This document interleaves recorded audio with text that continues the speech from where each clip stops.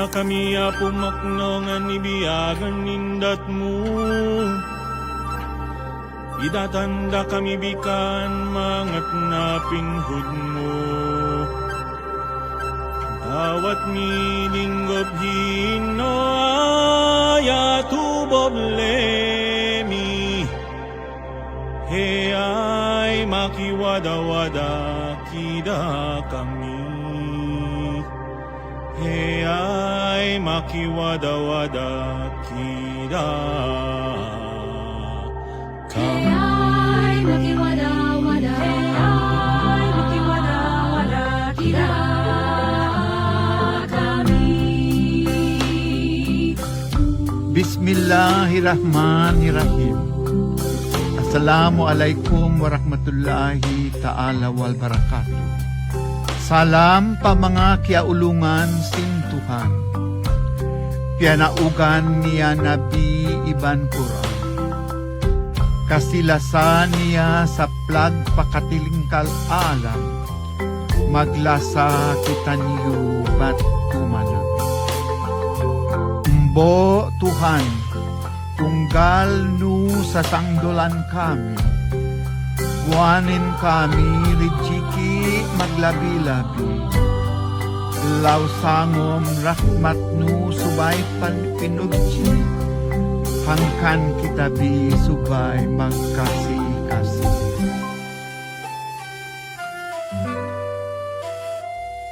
Sa ngalan Pangurumon,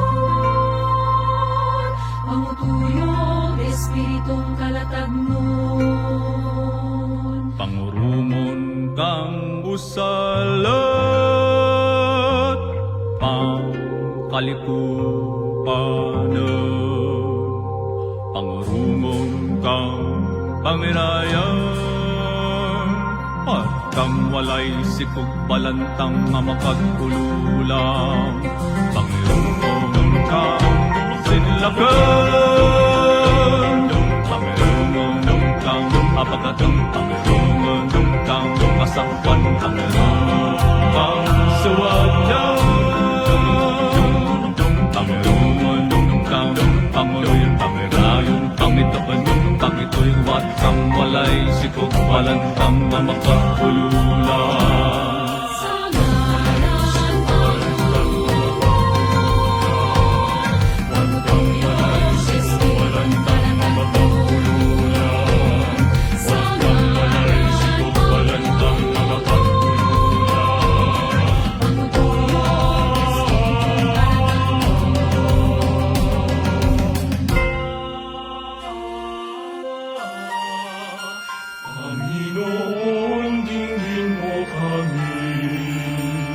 Diyos na mapagkalang, hiling namin ang pagpapalaganap ng kaalaman sa bawat nilalang.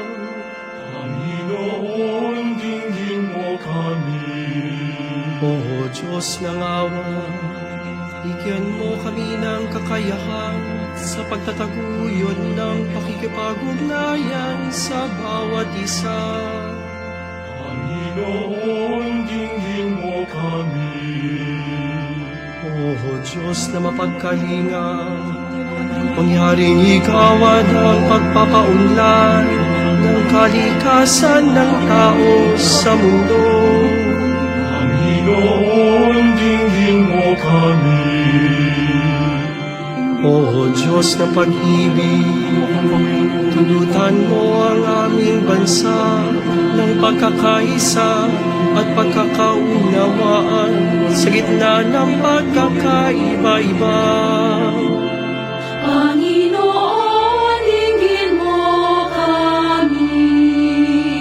Panginoon, dinggin mo kami. Panginoon, dinggin mo kami. Sa ngalan Pangurumon, pangutuyong Espiritong kalatagnon.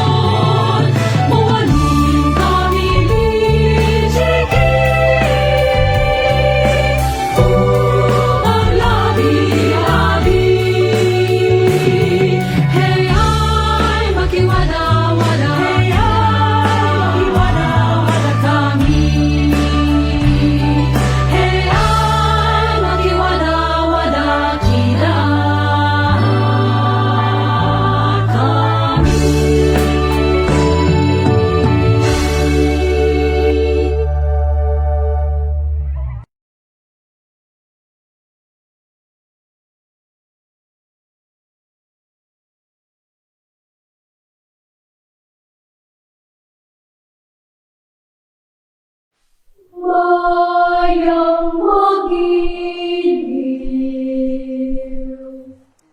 Mga kababayan, ang pambansang awit ng Pilipinas. Bayang magiliw, sa silanganan, alam ng puso, sa dibdib mo'y buhay.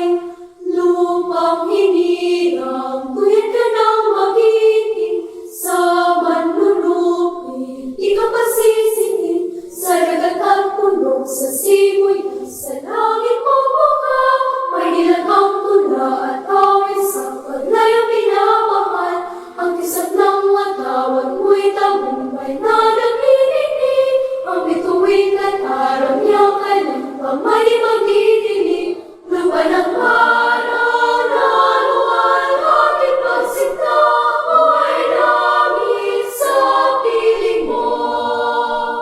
Ang iligaya na may mag-api, ang mamatay na dahil sa'yo.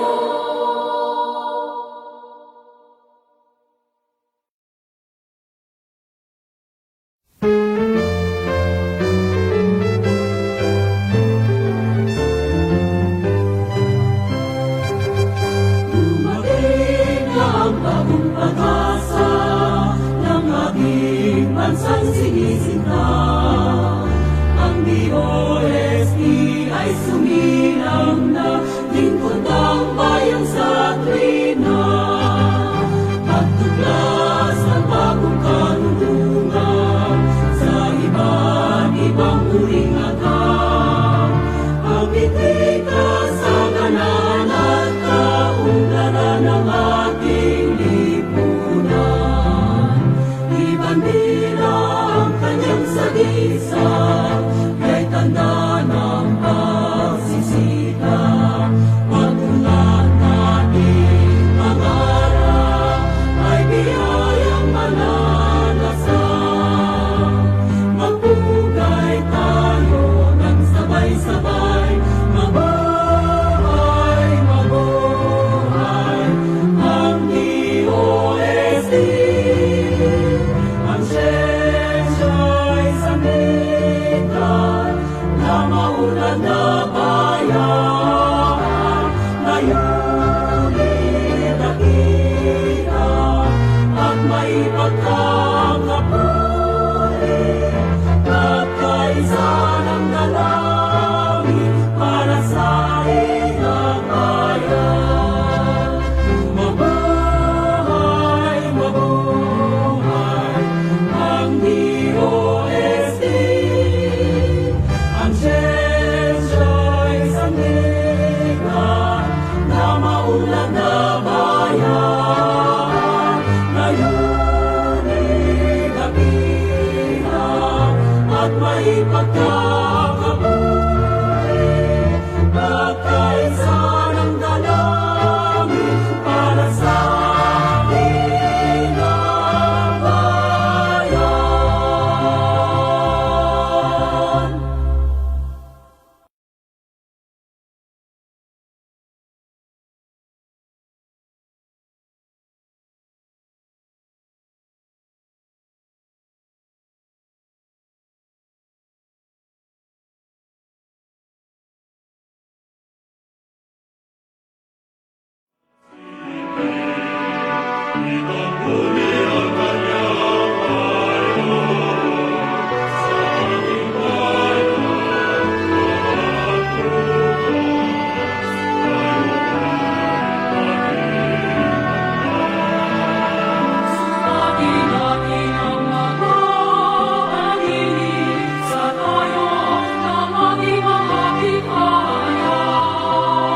Sa langit ng ating panalangin, ialala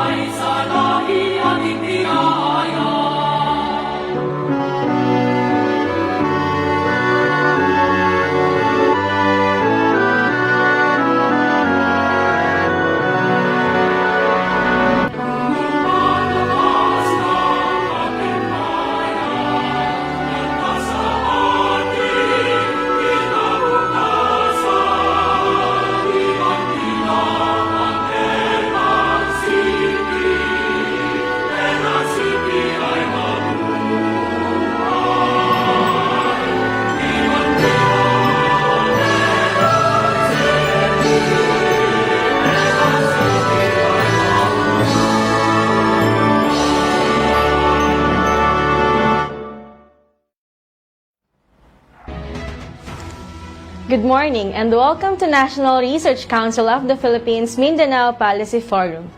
To begin with, let us hear the message of our very own NRCP President and Chair of Division of Social Sciences, Dr. Gregorio del Pilar.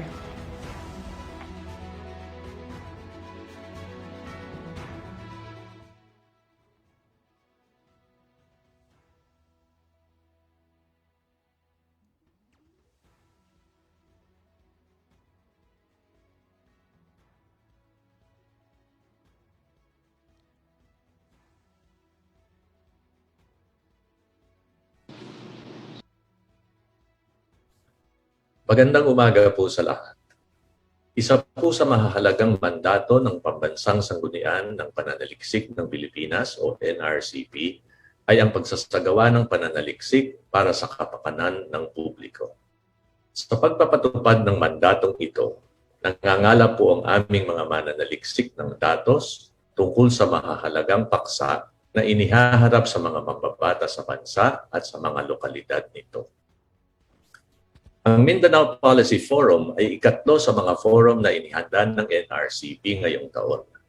Ipinamahagi sa una ang pag-aaral hinggil sa kalusugan ng mga nakatatanda sa isang probinsya sa Kabisayaan. At sa ikalawa naman ang pag-aaral sa paggamit ng teknolohiya upang buhayin muli ang mga lugar na napinsala ng minahan sa Benguet sa Luzon. Dito sa Mindanao, ikinalulugod naming ihandog sa inyo ang pananaliksik na ginawa sa Iligan City. Nakapulutan sana natin ng mga aral hinggil sa kaligtasan ng ating komunidad.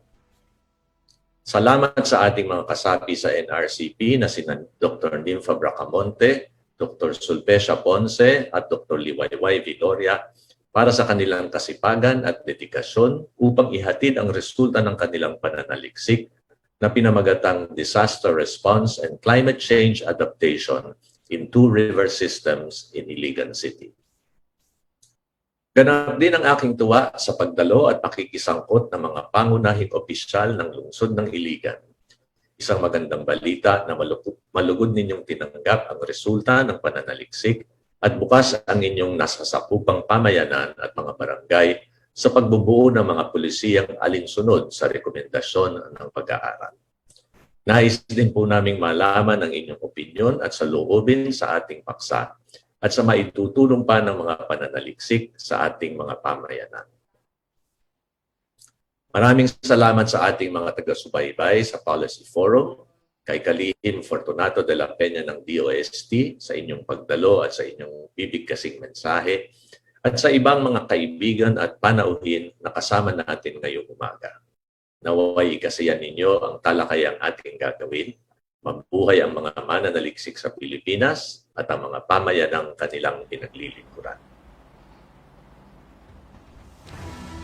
Thank you for that, Dr. Greg Del Pilar, and thank you for giving a brief background of the 3 regional policy forums of NRCP.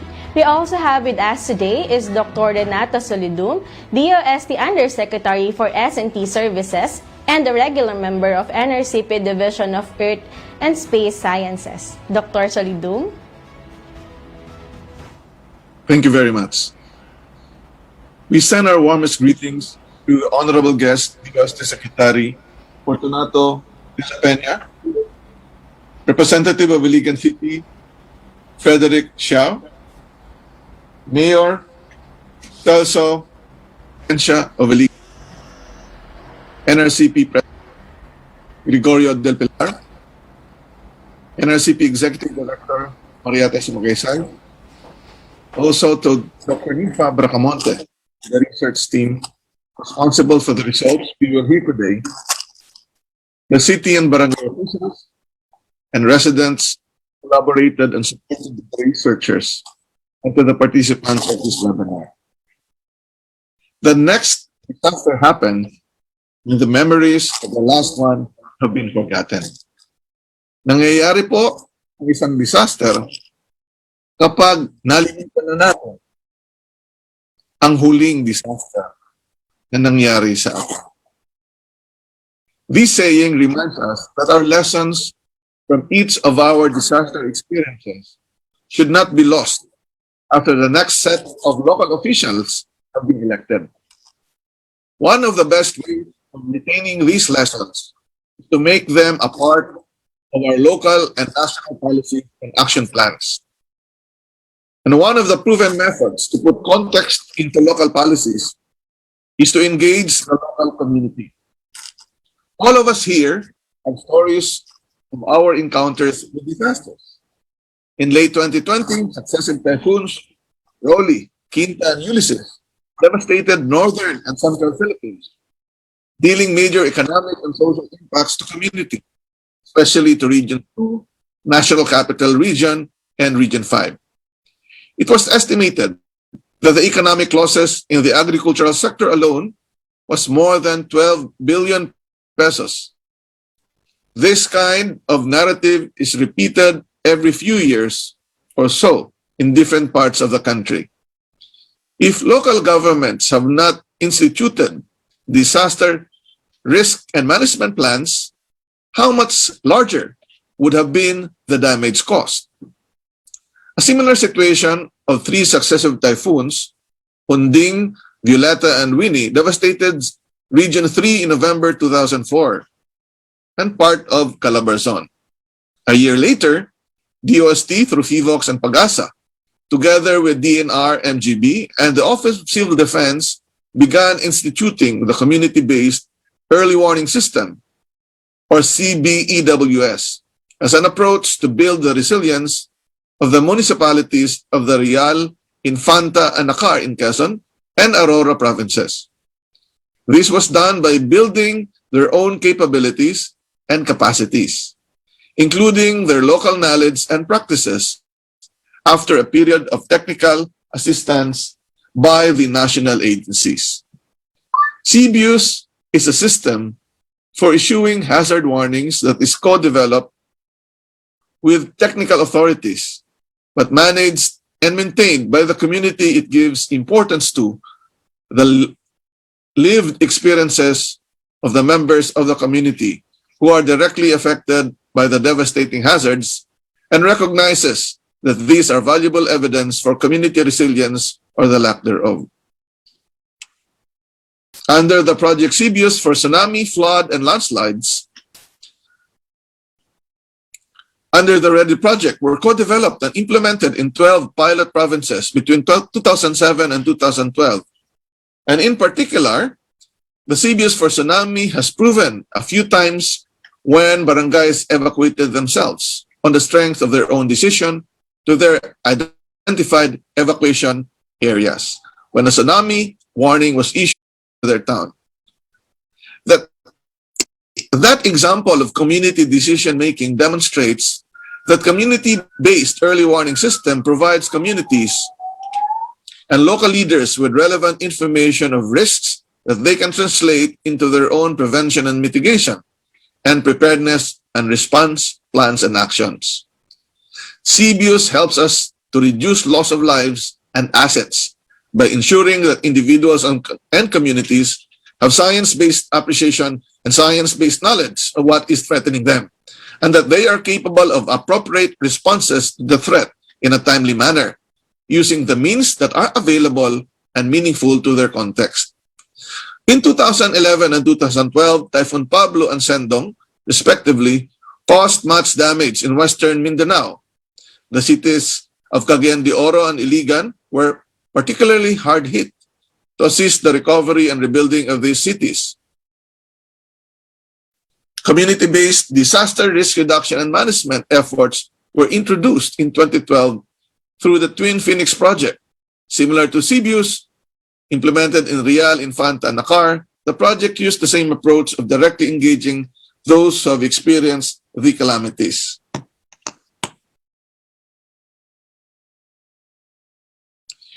The long-term fruits of CBUS and CBDRM stand a better chance of being attained when communities themselves sustain the community-based initiatives, making sure that residents do not forget the lessons that they have learned and they are continuously interested in maintaining the CBUS even during peaceful times.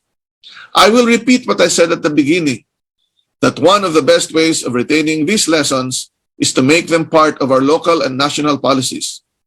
Today's featured research by Dr. Bracamonte and her team is a testament. She presents to us research-based disaster risk reduction and management policies to keep the residences and municipalities in the periphery of the two river systems in Iligan City safe in times of hazardous events. There are more than 40,000 barangays in the Philippines. There are that many spaces where community-based disaster risk reduction and management can be developed, tested, implemented, and scaled up. We hope that science researchers and community leaders and members continue to encounter each other in these spaces. The Department of Science and Technology will continue to support these endeavors to leverage on shared experiences and knowledge to achieve our aspiration of using science, technology, and innovation for safer communities. Marami pong salamat sa inyong lahat at magandang umaga.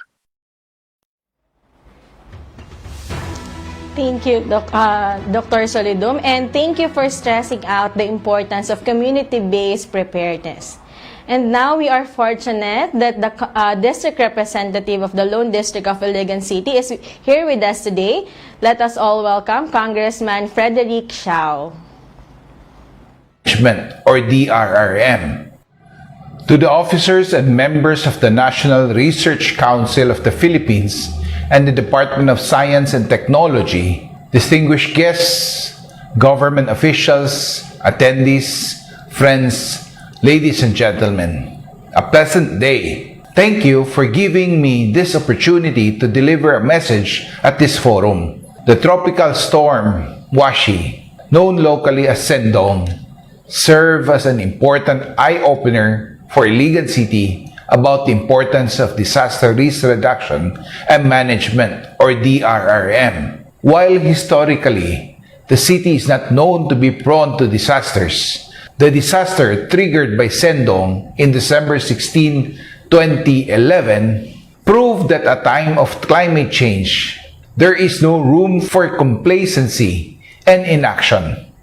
Disasters can happen anytime and anywhere. There is a need for increasing recognition that disaster risk reduction, or DRR, and climate change adaptation, or CCA, share a common focus on reducing the vulnerability of communities and contributing to sustainable development. I strongly believe that we need to integrate DRR and CCA in policy and institutional development. The greatest potential for harmonizing these two is the community-level, community-based adoption, ecosystem-based adoption, and community-based DRM are powerful approaches for transcending the unproductive distinction between CCA and DRR that still pervades policies and planning. With the sad experience of Iligan City with the storm Sendong, the Committee on DRRM and CCA adopted a legislative milestone through the 15th Council of the City of Iligan, the Iligan City Disaster Risk Reduction and Management Ordinance of 2013, which concerns the allocation and use of local government resources and enhancing transparency and accountability in the use of government machineries and funds for disaster management.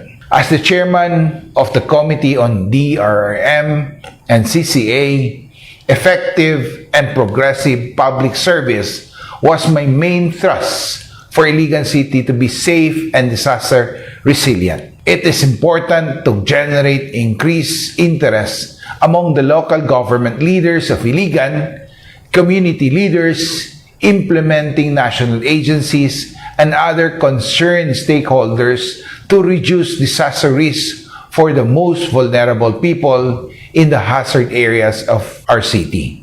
The DRRM Ordinance of 2013 was a response to ensure the integration of DRRM and CCA into local government plans, programs, and budget as a strategy in sustainable development and poverty reduction. We have already experienced a very catastrophic calamity with Sendong that devastated Iligan. This time, we need to be aware of our roles in making Iligan City safe and disaster resilient. We need to stress the importance of preparedness, prevention, and mitigation in DRRM. We need the sincere commitment and steadfast implementation of the said ordinance. Execution is key for the success of the landmark legislation. Strengthening disaster preparedness at the city and barangay levels is very critical to save lives, protect livelihoods, and strengthen recovery from disasters and crises. This includes anticipating the disasters we might face and knowing how to manage disasters when they do strike. It also includes rehearsing our procedures and working out where the gaps are so that we can be ready when we are needed most. As a proactive response, an ordinance we authored approving and adopting the city flood contingency plan was approved by the 15th Council on December 17, 2014, 3 years since Sendong hit Iligan City. Formulated by government agencies and local and international organizations, the plan aims to facilitate organized and coordinated actions during the occurrence of a disaster and establish a comprehensive flood-focused contingency plan, an important component of the city's flood early warning system. Again, what is lacking here is the implementation. These ordinances are of no value without execution. As a public official and the congressman of the Lone District of Iligan, it is my greatest aspiration to reduce the vulnerability and enhance the disaster resilience of the local community to climate hazards.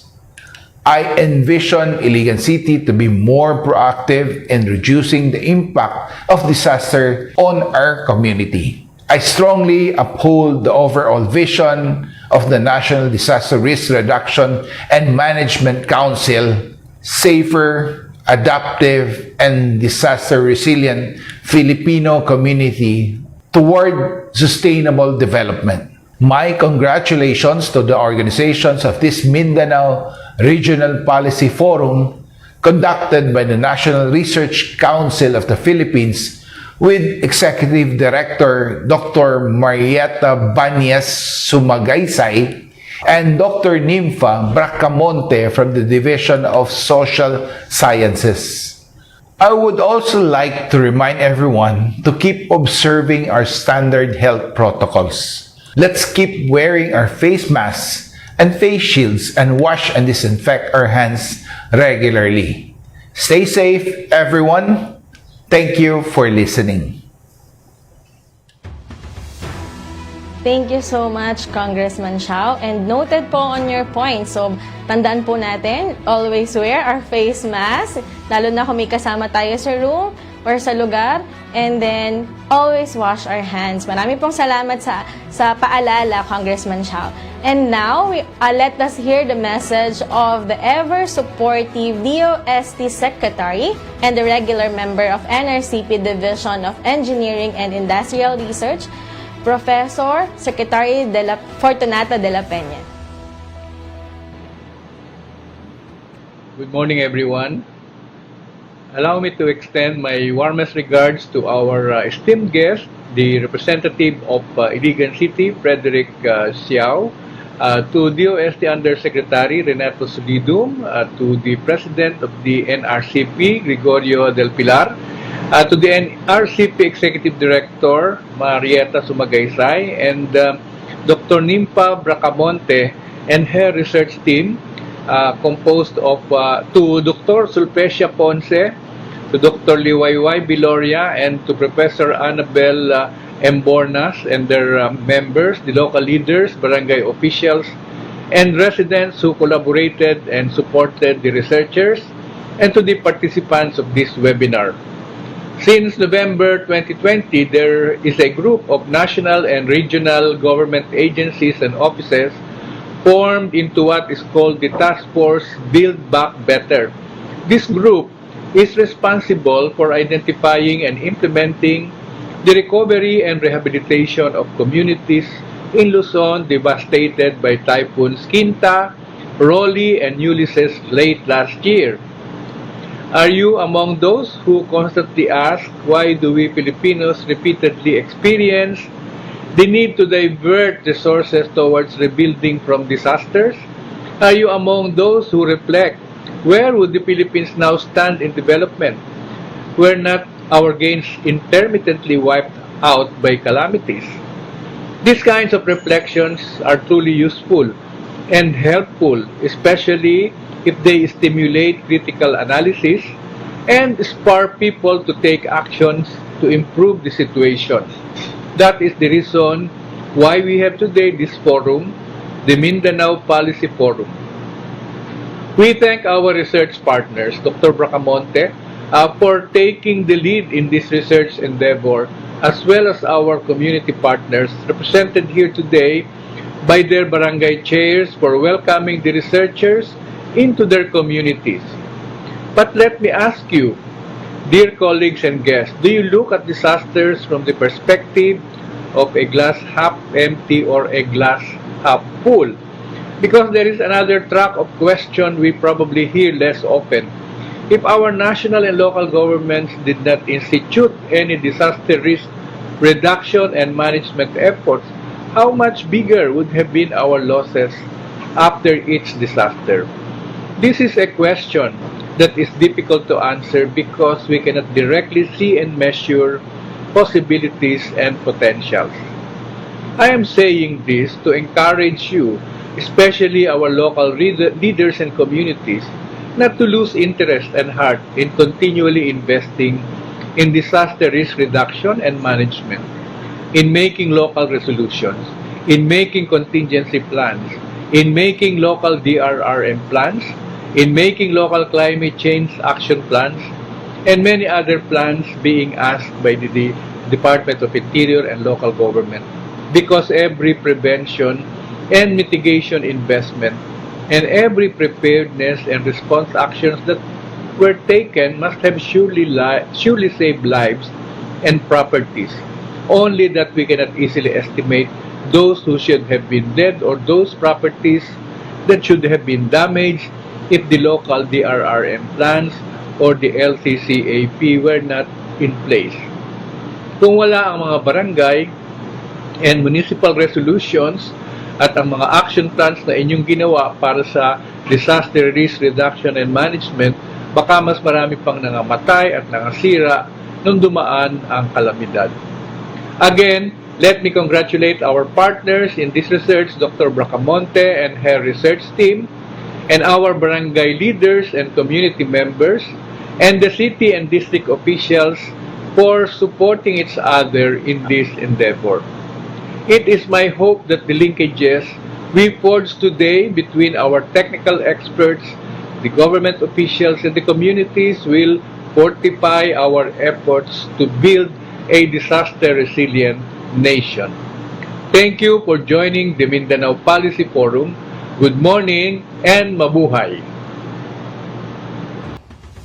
Thank you so much for that, Secretary de la Peña, and thank you for encouraging our researchers to do or conduct researches on disaster preparedness, as it is very important in prevention or saving lives of our fellow Filipinos. Now, may I invite everyone for a quick photo opportunity. May I invite our guests and panelists to open our camera. Let's have our quick photo op. All right. Do we have now? Let us see.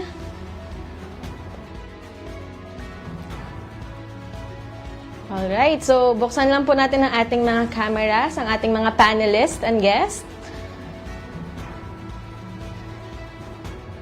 Photo opportunity. Okay. And practice our big smile. While waiting, let's practice na po our big smile and kung ano magandang angle sa camera. Alright. So, do we have now our photo opportunity?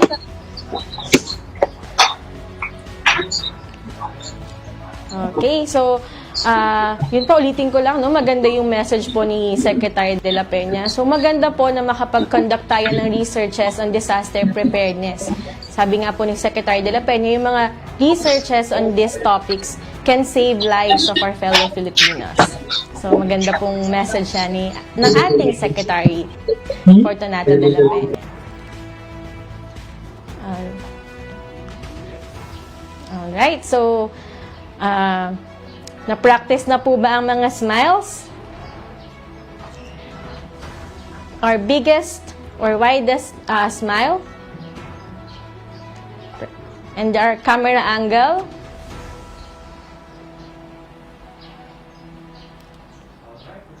Okay, alright, so let's have our quick photo up. Let us all smile.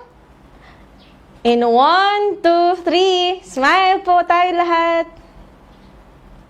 Okay, another one.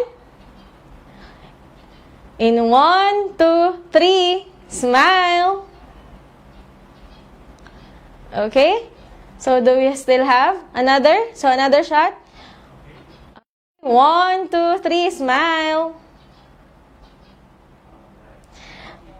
Alright, marami pong salamat. So, maraming salamat po sa ating mga guests and panelists for that quick photo opportunity. And thank you to all, to Dr. Greg Del Pilar, Dr. Renato Solidum, Secretary de la Peña, and Congressman Xiao. Alright, so we will now officially open our forum in 60 seconds.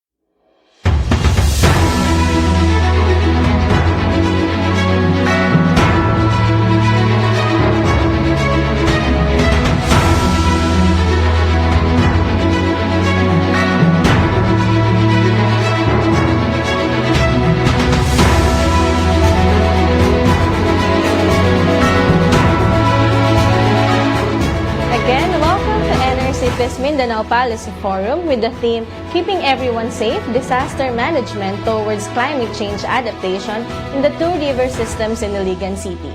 I would like to acknowledge all our attendees, panelists, and guests from the LGUs and our researchers, Dr. Nympha Bracamonte, Dr. Liwayway Viloria, Dr. Sulpecia Ponce, and Professor Amabel Embornas. Alright, so may I remind everyone to have your reaction or if you have questions, so please type that in the chat box. Alright, so kung may mga tanong lang po or questions, if you want to be engaged and fully engaged in this forum, please have your questions or reactions in the chat box of our Zoom. Good morning po sa ating mga researchers. Good morning, Dr. Nympha Bracamonte, Dr. Liwayway Viloria, Dr. Sulpecia Ponce, and Professor Amabel M. Bordas. Alright. So, magandang umaga po.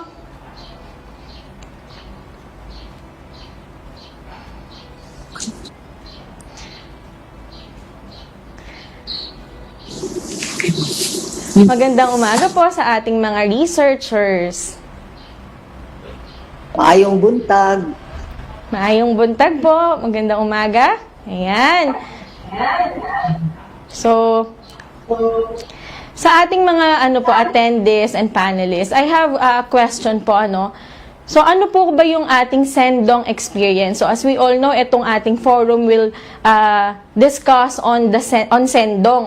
So, yung mga ating mga viewers po muna, ating mga panelists and attendees, ano po yung ating sendong experience? Can you recall? So, in 2011 po ito, December 2011, when Philippines was greatly hit by severe typhoon Sendong.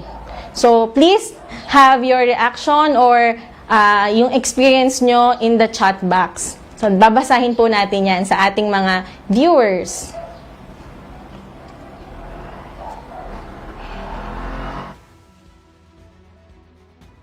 Alright, so sa ating mga sa ating mga researchers, I have actually few questions.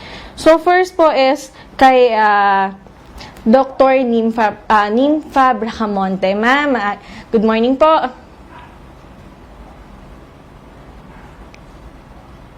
Good morning, ma'am.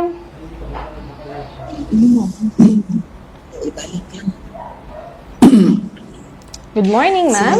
Naririnig po ba ako?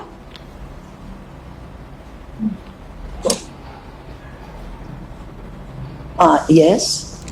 Yan, ma'am.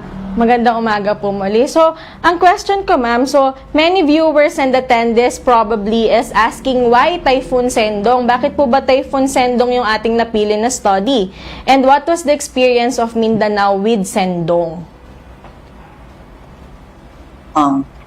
In 2011, December 17, and after that, the twin cities of Iligan and Cagayan de Oro were among those that were badly hit, costing thousands of lives and destroying properties, infrastructures, as well as damaging the environment. In fact, in Iligan City, 29 out of 44 barangays were really affected.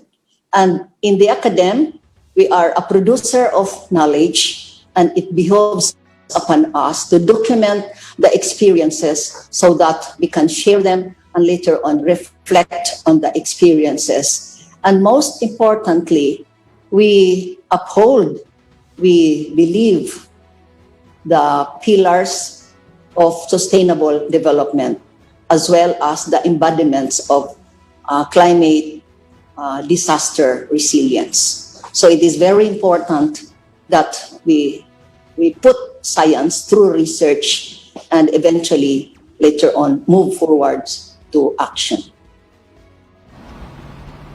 Marami pong salamat, Dr. Nympha. Maganda po yan. Science-based po yung ating mga, kung meron tayong mga policy recommendations, these are research-based or science-based. So I heard po that Dr. Embornas or Professor Embornas has the story of her first-hand experience with Sendong. Ma'am, can you share with us that experience po? Okay, thank you, Ms. Kay. So, recalling what happened is quite traumatic for me. It was December 16, around 11 p.m., and I could not sleep because of the strong wind. We heard about the storm through Pag-asa, but it did not really register because usually storms just pass through without any negative impact in Iligan City. So my husband noticed that the water level in the canals were rising and decided that we need to evacuate. We also told our neighbors to evacuate too. We stayed at Maria Cristina Hotel because it is the tallest building in the city. And we stayed there for the rest of the night. We returned back home, but it was a very tragic scene because there were bodies lined by the roads, beside the roads. So our house was also covered with debris, while other houses, our neighbors' houses, were destroyed by the flash flood and the logs that accompanied the flash flood. So it was a very tragic event that could have been prevented. And so doing this research and extension led to deep reflections of our experiences. Thank you, Professor Emborna. So, marami pong salamat kasi nag-share kayo sa amin even though that experience of yours is very traumatic. So, my next question po is for Dr. Ponce. So, with that po, what is the importance of adequate disaster preparedness and management towards climate change? Thank you for that question, Kay. Generally, I could not say about the extent of disaster preparedness for the entire Mindanao before Sindong, considering that Mindanao is not really a top typhoon pathway, except for Surigao, which is really a typhoon belt. And when the law was actually enacted, the RA 10121 in 2010, I also could not fathom whether the DRRM preparedness of LGUs could be very, very serious. It's also worthy to note that in 2010, Iligan City won the Gawad Kalasag, which is an annual premier annual award for outstanding contribution in the field of disaster risk reduction and management. But when Sindong came in 2011, actually, the preparation that Iligan City had, considering its plan, was actually not enough because of the overwhelming effect of the typhoon. As of now, I could say that after Sindong, and also because of climate change that we are experiencing throughout the globe, the barangays basically are prepared and are now very, very aware of mitigating and preparing for disasters. In fact, according to Congressman Xiao, he actually submitted and approved to the Iligan City Council the disaster code in 2014. And when we visited back the community some months ago, we also were able to look at that these communities, these barangays in particular, have been preparing for disasters in their recent BDRRM plans. And they also included there certain mitigation measures. Thank you, Kate. Marami po salamat for sharing with us. So, thank you for that. Sharing with us with that po, meron naman naging improvement with the preparedness of Iligan. So, may I also ask po, Dr. Viloria, yung importance po ng adequate disaster preparedness. Can you add on that, ma'am? Again, the importance of adequate disaster preparedness and management towards climate change. Good morning, everyone. The importance of disaster preparedness is basic to reducing risk to disaster. This is what the UNICEF has emphasized, along with proper land use, along with avoidance of exposure, along with reduction of vulnerability of the people. In the case of Iligan, it has been reported by the city DRRM that some measures have already been undertaken by putting at the local level the National Disaster Risk Reduction and Management Framework, translating this into a city disaster risk reduction and management plan for the city and also for the barangays. Certain trainings have already been conducted Although, if you would evaluate as to whether or to what extent the programs, the projects, and activities lined up in the plans, we could not say concretely to what extent the city has achieved. This requires what's systematic and thorough monitoring and evaluation. Thank you po.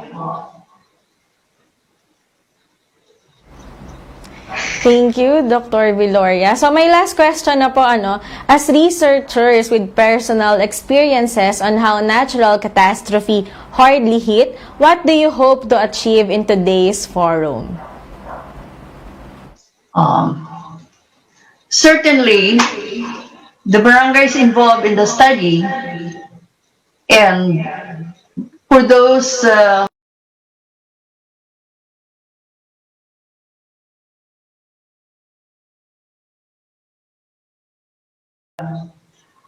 stand to benefit much from this forum.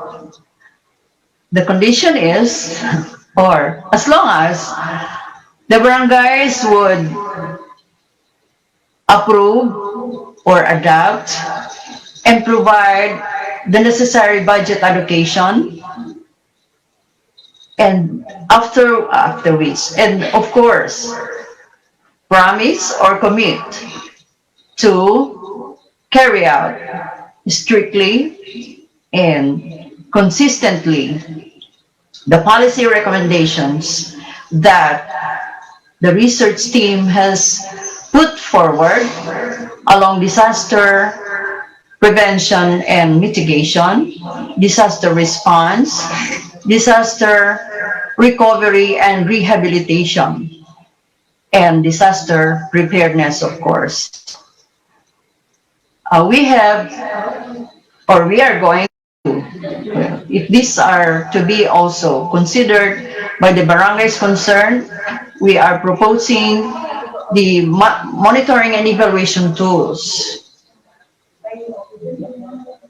We recommend that they adopt this so they can make use of this to undertake the necessary monitoring and evaluation of their respective barangay disaster risk reduction programs and activities towards also realizing or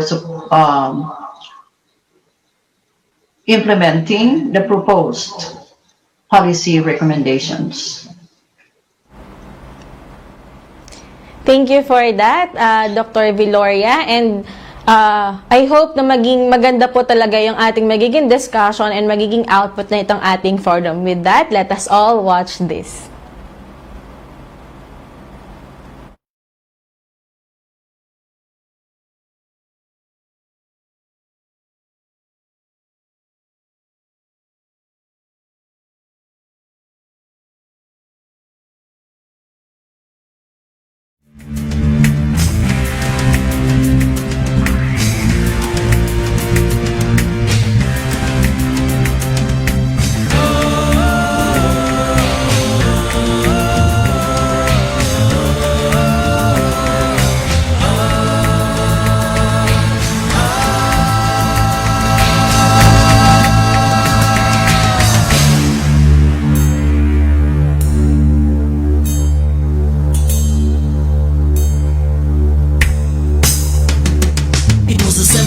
In the year 2011, at 1 o'clock in the morning, most people were sleeping. The lights were twinkling, some people partying, heavy rains downpouring, and strong wind was blowing. Seems no one was listening, a huge storm was coming, the tide getting stronger in the Mandulut River, roaring from the mountain and hurling to the downstream, destroying everything that is standing on the plain.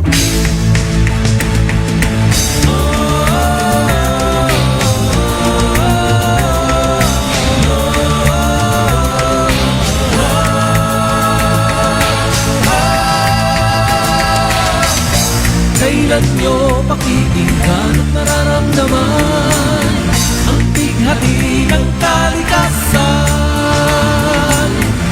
Naniningil na siya sa ating kapabayaan. Huwag nang magmamaang-maangan.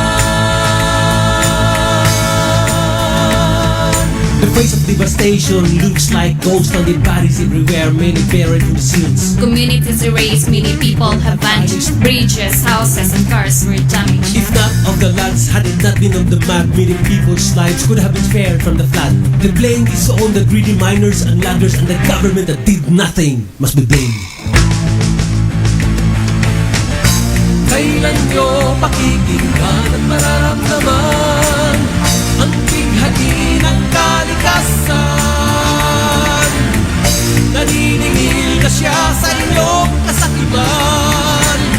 Huwag na kayong magtuturuan.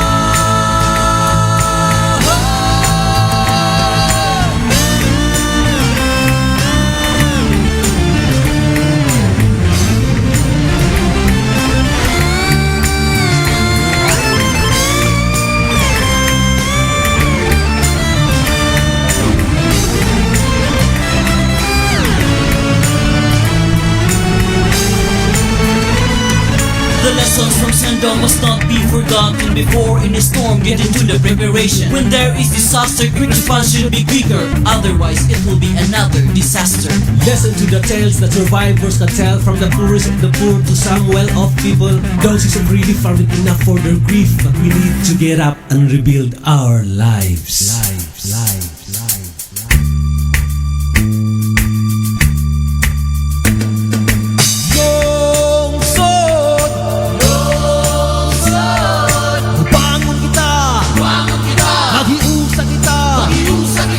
Magkatpon kita, Mulambo ta, lungsod,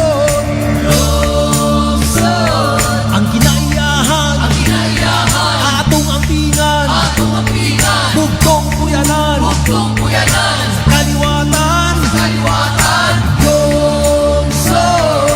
Bagyong Sindong magsilbing leksyon, among mahon panalipda, atong kalibutan, dili pasagdan, sa kaliwatan, lungsod, ulang mo kita.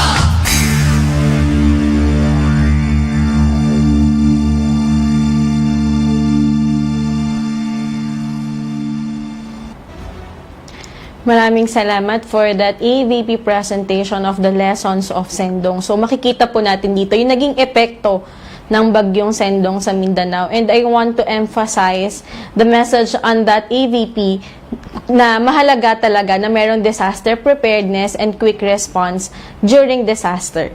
So with that, may I remind first our viewers, our panelists and our guests, our attendees, to have your questions or reactions in the chat box. So please do type that in the chat box of our Zoom. And with that, may I present to you our researchers, Dr. Nympha Bracamonte, Dr. Sulpecia Ponce, Dr. Liwayway Viloria, and Professor Amabel Embornas.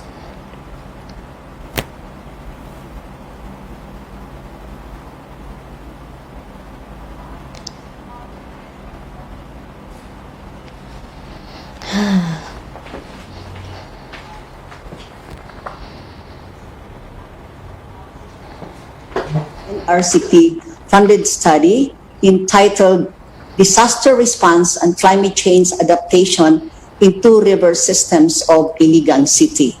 In research endeavors, we should always take into consideration the trilogy of research relevance, the linkage of research and development providers, decision makers, and the users of research outputs. As we continue to grapple with all disasters, be it natural or human-made, we need to keep everyone safe. So, anchored on the framework, the spectra of dissemination of research-based information, this activity hopes to engage the local elected officials and major stakeholders in the implementation of DRRM policies. The expected outputs are the DRRM policies for barangay and the policy brief on DRRM.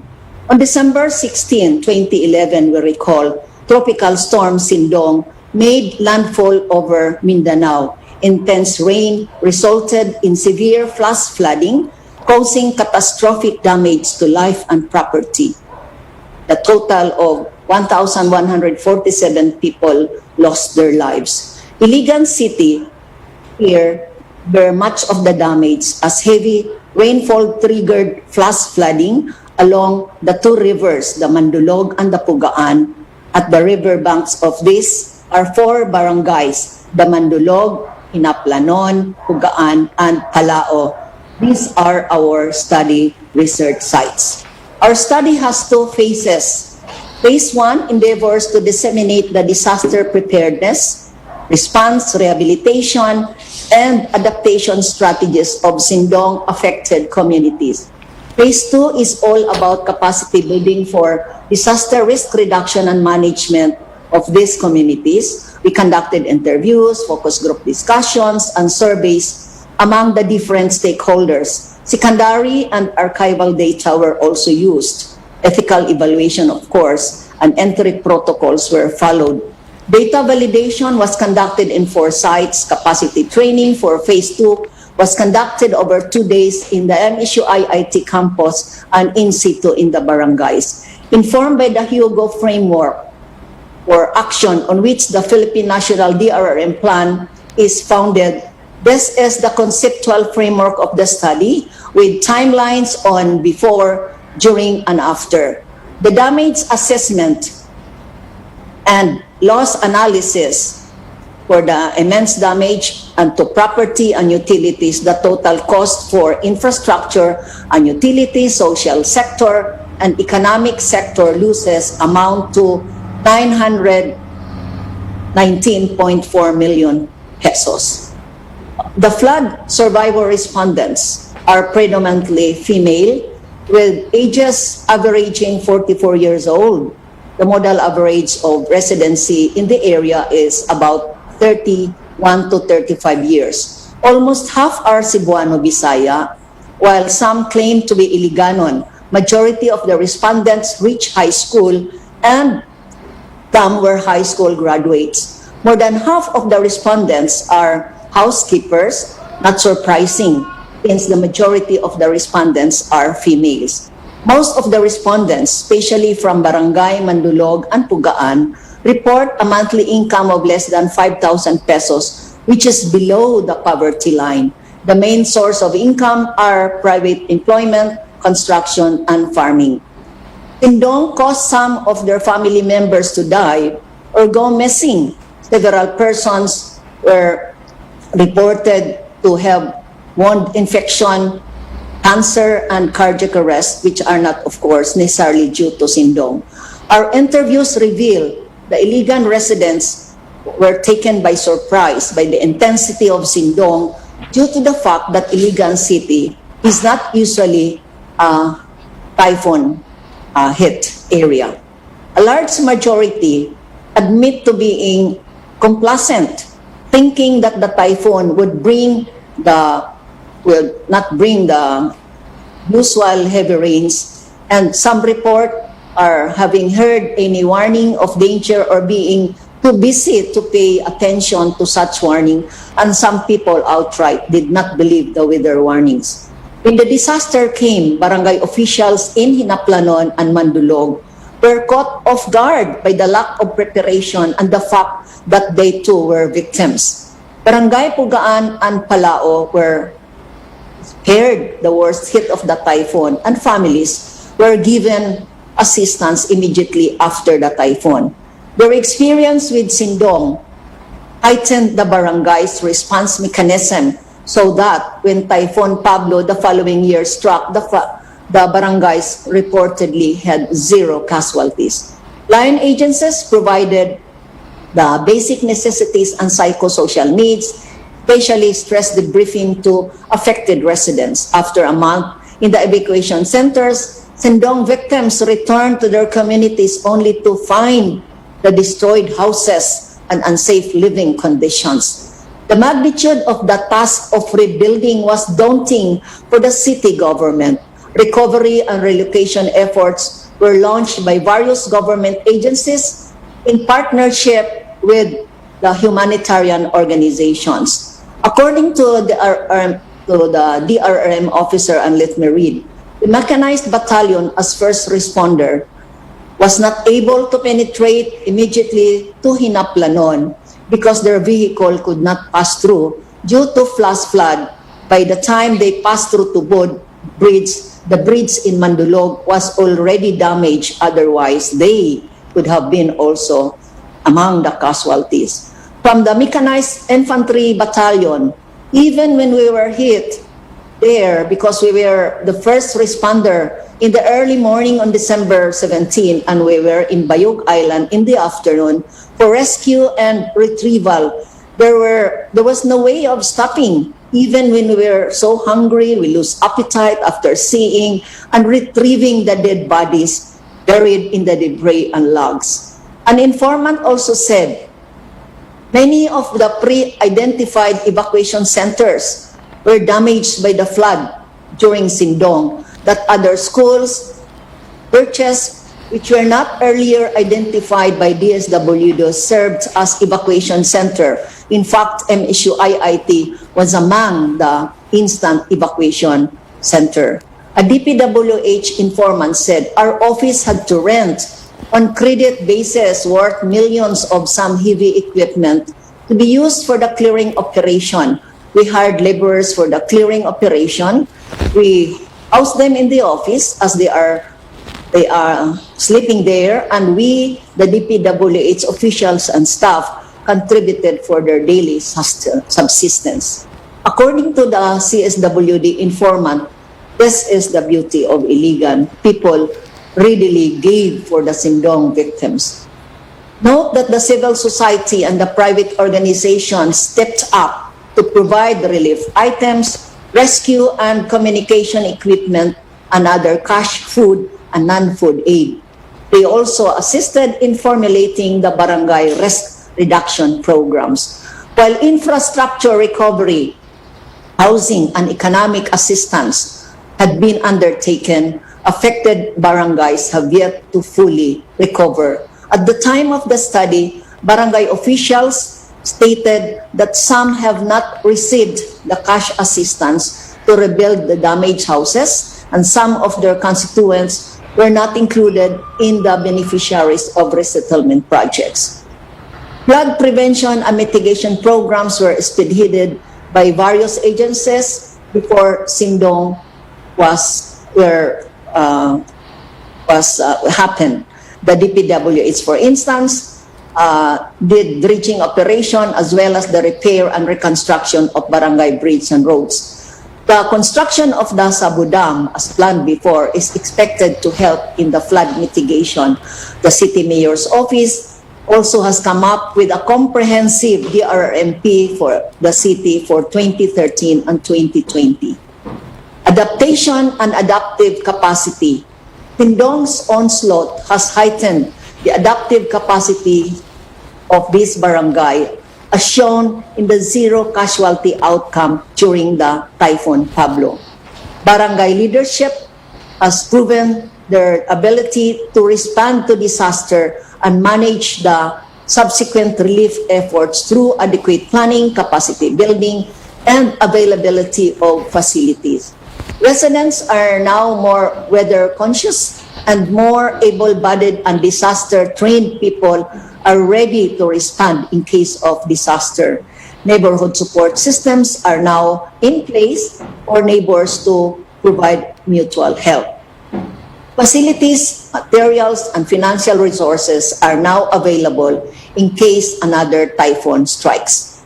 The adaptive capacities of the households, the local government units, and other social institutions can be discerned in the areas of technology, economic recovery and equity, institution, information and skills, social capital, access, and awareness. Under the area of technology, it is shown that availability of materials and facilities such as emergency kits and vehicles, early warning devices for disaster and infrastructure plans, activities, dredging, repropping, rehabilitation of the roads and bridges characterize the household and barangay levels. At the level of the other institutions, the city agriculture has introduced growing disaster-resilient crops and organic farming, while the CPDO has integrated CEPA and DRRM in their CLUP. The DPWH has also started formulating plans and master plans for Mandulog River and Iligan River systems. Economic response and equity institution preparations for the financial resources or savings as reserved for any untoward event at the household level. Danger zones have been also declared and resettlement areas have been undertaken. The area of information and skills is characterized by the availability of disaster-trained members and availability of disaster-related materials at the household level, as well as the presence of the BDRRM plans, BDDRM committee, risk mapping, assessment, preparedness plan, disaster trainings conducted, and better linkages with disaster stakeholders at the barangay level. On the other hand, the drafting of the City DRM plan for 2013 and 2020 of Iligan City may be viewed as the adaptation at the institutional level. In addition, the communities have participated in various trainings to build risks and management capacity. This strengthens the capacity of the local institutions to undertake climate change initiatives, interagency engagements between the LGUs, academic, government agencies, and civil society organizations manifest the synergy between public and private partnership. As to social capital, the enhanced disaster capacity through mutual help support, system of the neighbors, and availability of disaster-trained members involve adaptation at the household levels. On the other hand, the barangay makes use of their local knowledge system and disaster mobilization, access to loans by individuals, and availability of loans packages by institutions may be regarded as determinant to adaptation. Furthermore, increased disaster awareness has brought about the heightened consciousness and preparedness as repeatedly mentioned. These are manifested in such undertakings as clearing of the canals, the drainage, relocating, retrofitting structures, proper solid waste management, and not building residences near the river. At the barangay level, these are supported by preempted evacuations and projects strengthening the solid waste management, tree growing, and organic farming. For capacity building and training and monitoring evaluation, we did this. For day one, we invited experts to give inputs on project briefing, disaster hazard, geologic and hydrometeorological hazards, risk and geohazard maps of Iligan City, risk assessment, hazard analysis, vulnerabilities, and capacity assessment, as well as community-managed disaster risk reduction. On day two, for part of our capacity training, we had community mapping, and the participants were taught about the community risk, vulnerability, capacity assessment, utilizing a common guide or tool. From the BDRM plan at the barangay level, the barangays identify the hazard-prone areas, the vulnerable sectors to be affected, evacuation areas, and undertook capacity assessment of the barangay. The types of hazards, the places, people highly vulnerable to these hazards, and their coping strategies were identified, and the barangay disaster capacity was also determined. For the capacity building training, we used 3 layers of maps. The first map, it's a plastic sheet, contained the data on the geophysical features, the economic structures, and socio-demographic profile of the residents. For the second layer of the map, this included the height of the flood during Sindong and Pablo, the number of the victims, the number of houses destroyed, structures damaged, farming, fishing areas damaged, as well as the cultural structures that were damaged. And the third layer of the map was the location of the movement during Sindong and Pablo, particularly the initial movement of the residents, the specific areas that were deemed safe and unsafe from identified disasters, and the capacities of the barangay household during disasters. Our team provided the monitoring tool to the 4 barangays that can be used to keep track of every disaster that they may experience. To conclude, disaster risk reduction and management indeed is a continuing global challenge that needs to be addressed at the local level. Disaster risk, when hazards intersect with the physical, social, economic, and environmental vulnerabilities of the area. The geophysical and socio-economic features of both the upland and the lowland barangays along the 2 river systems' close proximity to the hydro-meteorological hazards, coupled with their poor socio-economic condition, make these communities highly vulnerable to the impacts of such hazards. Constituents mostly engage in resource extractive livelihoods such as sand quarrying, illegal logging, timber poaching, which is aggravated by improper and inefficient solid waste management that some finds its way to the river. While the painful experience during Sindong, the respondents' awareness of typhoon and its accompanying risks heightened and was subsequently widened a year later when Typhoon Pablo hit the areas. Although the community sustained property damage from Typhoon Pablo the following year, they succeeded in achieving their goal of 0 casualties. A statistical test of our study confirmed that disaster awareness has significantly increased after respondents have suffered from the adverse effects of Typhoon Sindong. The trend in heightened awareness further reflected to disaster preparedness, which significantly increased both at the household and the barangay levels. Findings also revealed that radio and television through which Pag-asa and local government DRRMCs disseminate potential hazards have significantly gained credibility among the respondents. The adaptive capacities of the households, LGUs, and other social institutions are depicted in the areas of technology, economic resources and equity institutions, information and skills, social capital, access, and awareness.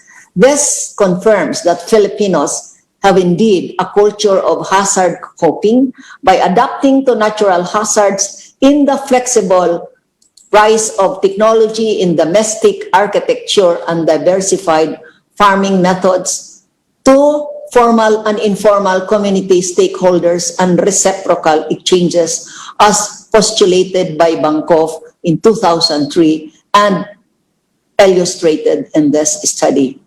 With its focus on community preparedness, response, recovery, rehabilitation, and adaptation, findings of this study can provide empirical grounds for reviewing and formulating policies to build household and institutional capacities towards climate change mitigation and adaptation. An integrated and multi-hazard approach to disaster risk reduction must be factored into the policies, plans, and programs. This will hopefully translate and put into place the principles embodied in the Hugo framework of action in which our country is a signatory. In the sense, undertakings at the micro level play a crucial role in the implementation of international development goals such as the Millennium Development Goals. This will serve as our modest contribution to the scientific community to help attain a disaster-free world. The policy recommendations culled from the study will be presented and omitted here. For future research, further DRM studies may be undertaken with a gender lens and sensitivity towards culture. validation of the crafted monitoring and evaluation tools to test its usefulness and relevance at the community level may also be conducted. We also recommend conducting studies integrating generated findings towards theory building on disaster risk reduction and management and climate change adaptation. Daghan salamat sa pagpaminaw. Thank you very much. The next presenter will be Dr. Sulpicia Ponce to give updates on our study as we went back to the field for the last 2 months. Thank you very much, Dr. Bracawente. Good morning, everyone. After the very substantive presentation of our team leader, Dr. Bracamonte, regarding the results of our study, my task here is to provide you updates about what happened to the barangays after the study was completed in 2014. On March 1, 2021, we came back to these barangays and we learned that the barangays of Mandulog and Pugaan now have new chairpersons, while Barangay Sinaplanon and Palao continue to have the same captains from 2011. In Barangay Palao, Chairman Winifredo Nies reported that his barangay has an updated BDRRM plan and that 5% of the ERA is used for this purpose. However, due to COVID-19, this budget needed to be realigned in order to supply relief goods to its constituents in quarantine. The barangay also received a copy of our executive summary, however, RRM. This is of particular concern since Barangay Pugaan is prone to flooding and landslides. Requests for heavy equipment to facilitate clearing operations are also usually delayed. The barangay also lacks response equipment such as rubber boats. And unfortunately, it also appears that our research output, which is submitted to the barangay, cannot be located anymore.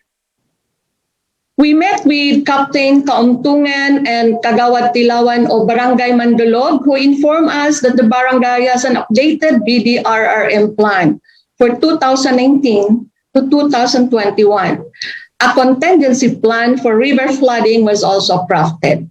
Disaster mitigation measures were also under construction to control the flow of the river in the Puruks, most ravaged by floods brought by Sindong. The Red Cross has also provided support, training, and equipment for the barangay up to the present. Sadly, the whereabouts of a good number of BDRRM equipment like rescue beds, handheld radios, which were available before and after Sindong, as well as the pertinent barangay documents, including our study, could no longer be found. The barangay needs more training and equipment for emergencies. It does not have a dedicated evacuation center and flood marker and rain gauge situated along Kapay River, which is a tributary to Mandulog River, were also stolen and are not yet replaced. Kagawad Mr. Aquino of Barangay Hinaplanon informed us that his barangay had forged post-Sindong linkages with various government agencies and other NGOs that deal with disaster risk mitigation. As with the other barangays, the BDRRM's focus at the moment is with COVID-19. However, the barangay has an updated BDRRM plan, just like the other barangays also. And it has passed several post-Sindong resolutions to increase its resilience against disasters. The 5% ERA has also been allocated for disaster preparedness and response activities. As a result, the barangay has been successful in community mobilization and preemptive evacuation during extreme flooding events after Sindong. Currently, officials in Hinaplanon are unable to monitor the Mandalog River since the rain and water level gauges were stolen, We were also informed that a copy of the study we provided to the barangay can no longer be retrieved. In preparation for this forum, we visited the following officials and provided them with a draft barangay resolutions for their comments and response. And aside from our research, there are also a number of studies related to Sindong that focus on several areas. Some of these have been published in scientific journals and presented in international conferences. That's all, and thank you.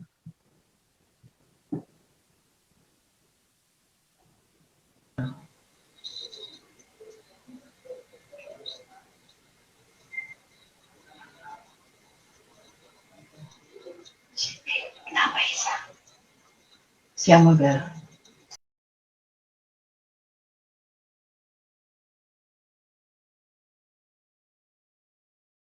Okay, good morning once again, everyone.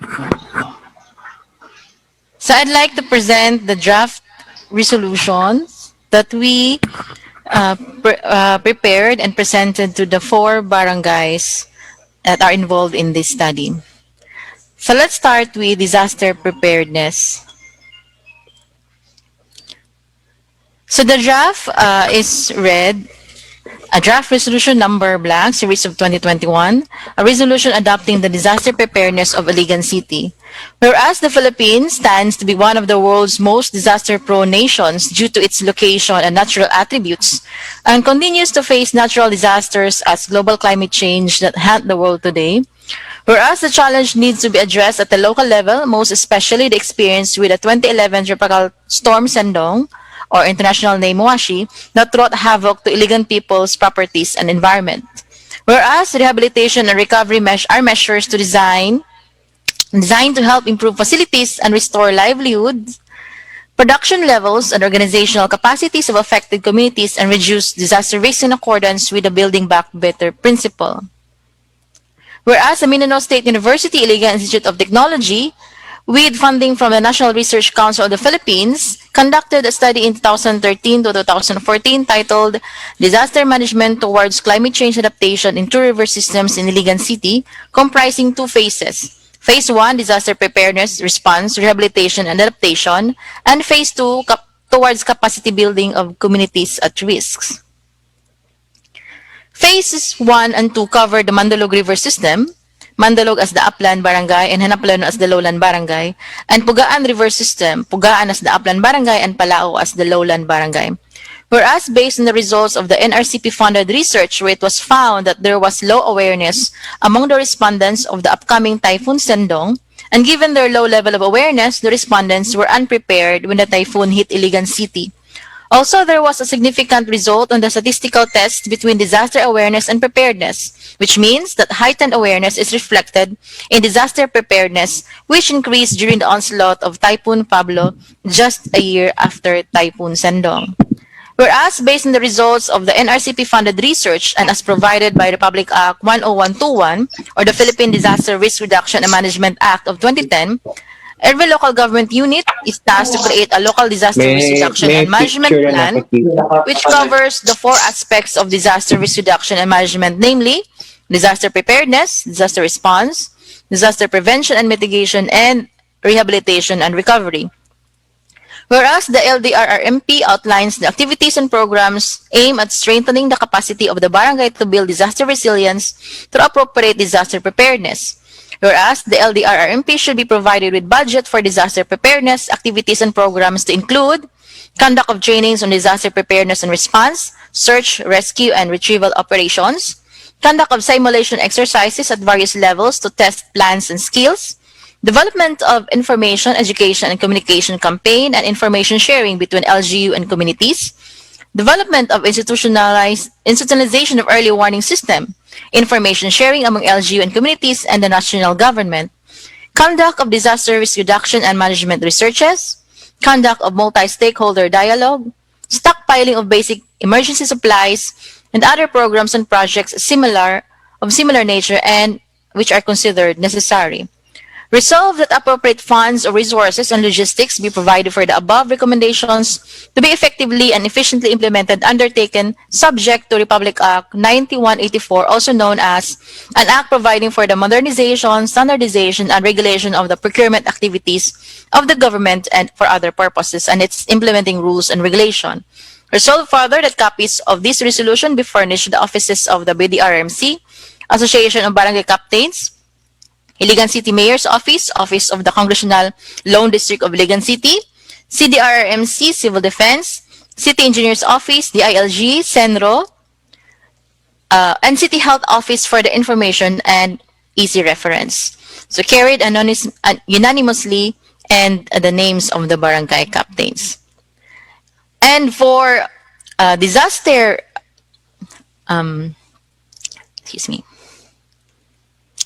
disaster response, based on the results of the study, the following are the recommendations, which are also incorporated in a resolution.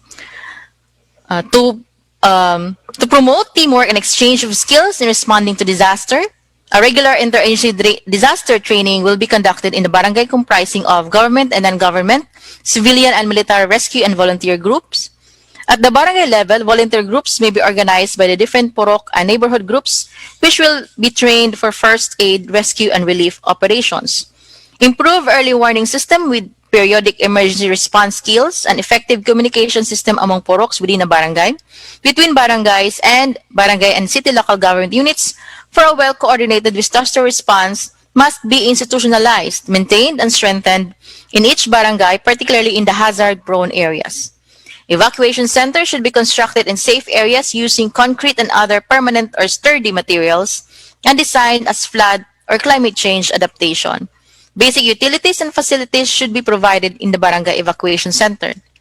Lastly, government agencies involved in this disaster response, like CSWD or DSWD, should have a safe and sanitized storehouse where relief items, whether food and non-food items, could be kept for emergency purposes.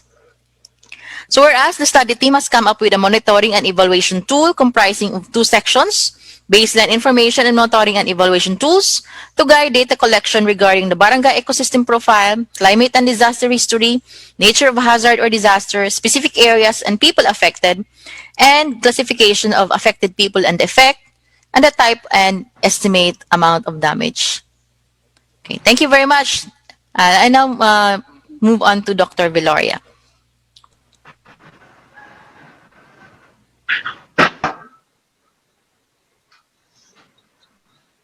Good morning, everyone. Magandang umaga. Maraming salamat po sa pagkakataon na ibinigay ninyo upang isiwalat or i-disseminate ang resulta ng aming pag-aaral tungkol sa disaster na nangyari dito sa Iligan during the Sendong event. But most importantly ay ang opportunity to disseminate our proposed policy recommendations to the barangays affected and were subjects of the study, but without prejudice to those participants who are representing the respective organizations. They may learn as well from these policy recommendations and may adopt the same in the respective organizations or locality. Ito po ang proposed resolution on disaster recovery and rehabilitation. Let me read the proposal. Whereas the Philippines stands to be one of the world's most disaster-prone nations due to its location and natural attributes, and continues to face natural disasters as global climate haunt the world today. Whereas the challenge needs to be addressed at the local level, most especially the experience with the 2011 tropical storm Sendong, or internationally named Washi, that wrought havoc to Iligan people, properties, and the environment. Whereas rehabilitation and recovery are measures designed to help improve facilities and restore the livelihoods, production levels, and organizational capacities of affected communities and reduce disaster risk in accordance with the Building Back Better principle.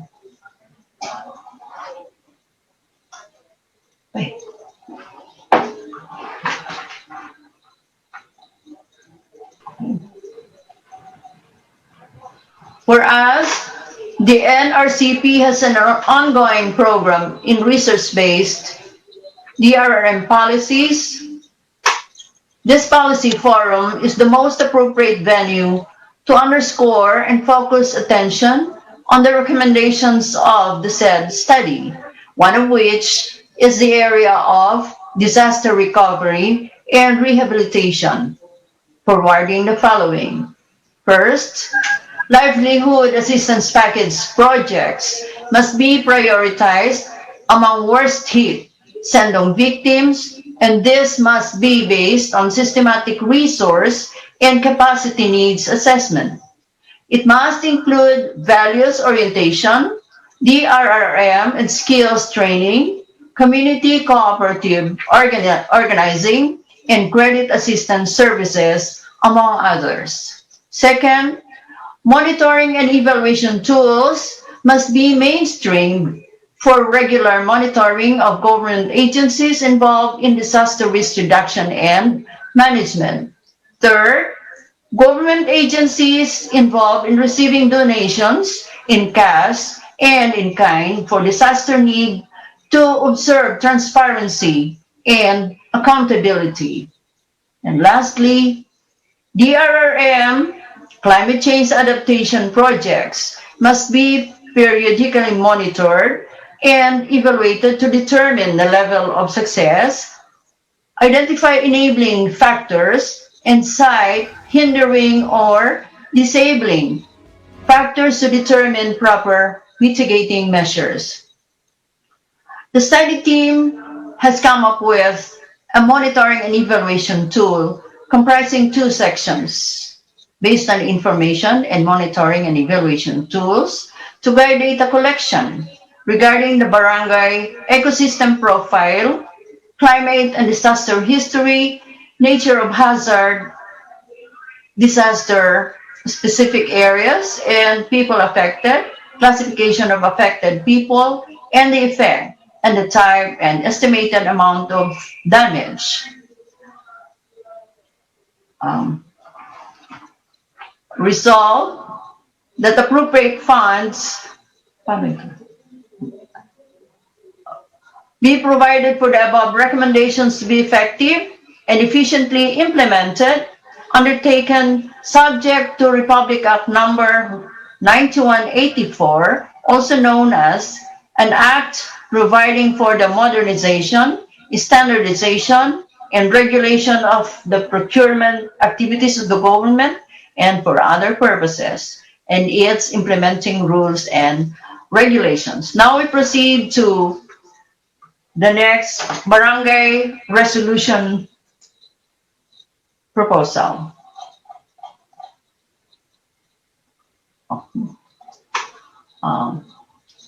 This is the proposed resolution for disaster prevention and mitigation.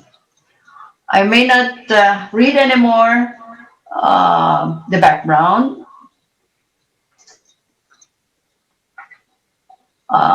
And let me proceed to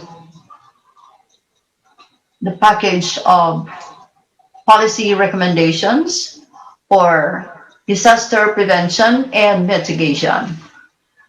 First, barangay DRRM and/or climate change adaptation plan shall be formulated, periodically reviewed, and updated and mainstreamed in barangay development plan to make it disaster resilient enhanced. In the context of the results of the flood hazard and/or researches which were undertaken with the community participation by the BD-RRMC and a team of experts such as those coming from Pag-asa, UP, MSU-IIT, DNR, and PCC. Barangay DRRM and CCA plans must also be integrated into community school curricula to develop a culture of disaster preparedness among learners and teachers. Second, adequate funding must be allocated for disaster risk reduction and management plans as mandated by RA 10121. The local, regional DILG, DBM, NEDA, COA, and other mandated government offices in close coordination with the city DRRM and BD-RRM committee. Mechanisms must be developed where these are lacking or reinforced and strictly implemented where these are already in place. Third, approved BDRRM plans, programs, and projects with budget allocation must be periodically monitored and evaluated with transparency and active participation of authorized POs, emergency response team, and vulnerable groups such as the households residing near the river. Fourth, the no-build zone policy of Iligan City must be strictly enforced, particularly in Puroks and other areas declared as hazard-prone or near a river. Families who have returned to their houses in the aftermath of Sendong need to be relocated at the soonest time possible. Then, fifth, a relocation center must be established in a safe area and where basic facilities and livelihood are provided or made accessible. Thank you and good morning.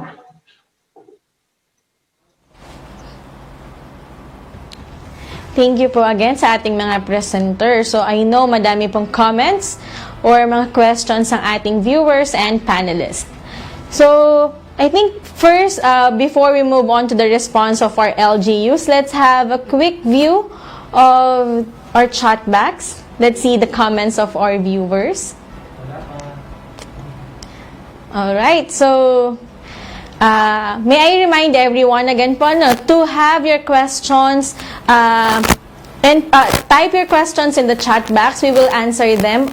All of them will be answered. Kung hindi man po yan ma-answer during our Q&A portion, those unanswered questions will be answered later in the program or after the program po. So we will have our presenters or researchers to answer those questions. Alright, so first comment from Raul. Thank you for the explicit information, wishing that Iligan City will be more resilient to face unforeseen disaster caused by climate change. Okay, so isa pa lang po yan sa comment natin in the chat box. Alright, so let us now move on to the response of our Iligan local government unit. So I would like to introduce our moderator for this, for our response and Q&A segment. We have the chair of NRCP, Mindanao Regional Cluster, and regular member of Division of Biological Sciences, Dr. Efrain Metilio.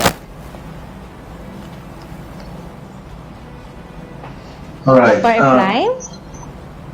Okay, thank you, Kay. Can you hear me?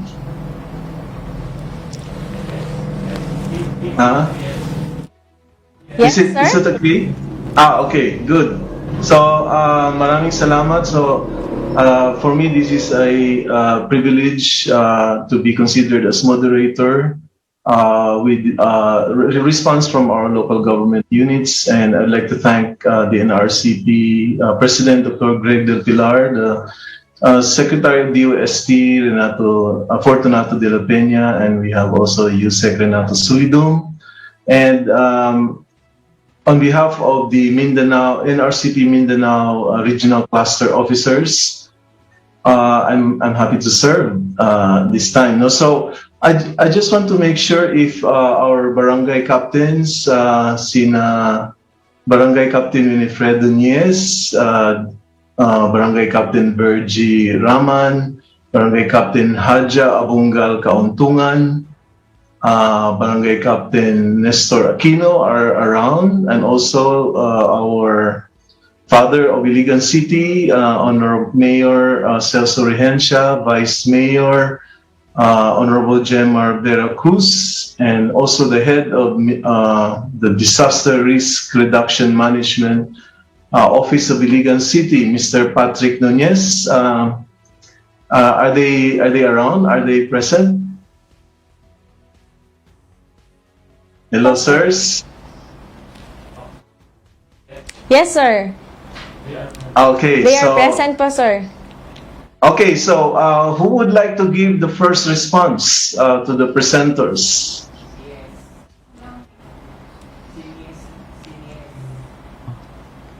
Si Barangay Chairman Nias po. Sir, I think we have him po. Yes. All right, okay. So si Kapitan Buenis, no, very famous basketball player of Iligan City. Sir Boy, kumusta? Okay lang. Good morning. Good morning. Yeah, we would like, sir, we would like to hear from you yung mga response sa presentation.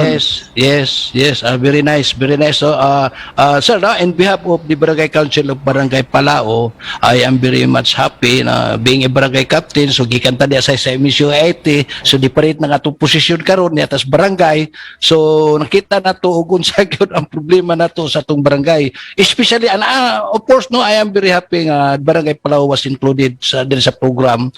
Kay also it cannot be denied that part sa atong problema nato sa Sindong. So labi na atong silingan dia taga emisyo IT kauban nato si Dr. Limpa.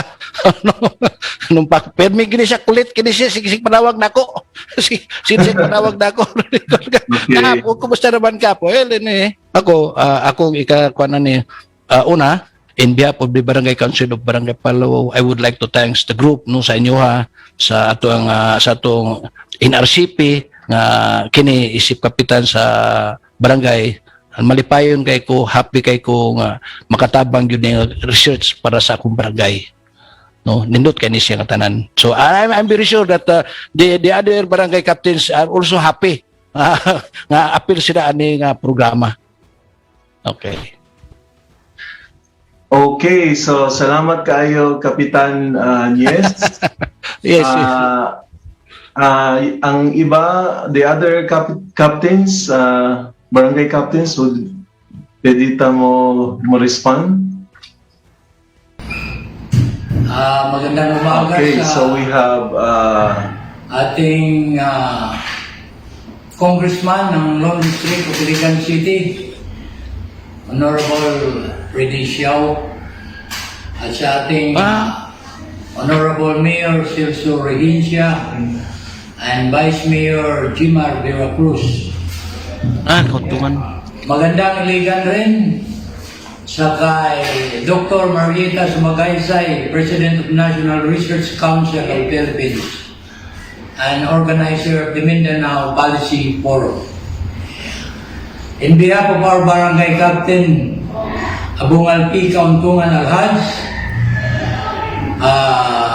I am Kagawad Anisito D. Pilawan, Committee Chairman of Disaster Risk Reduction Management Committee.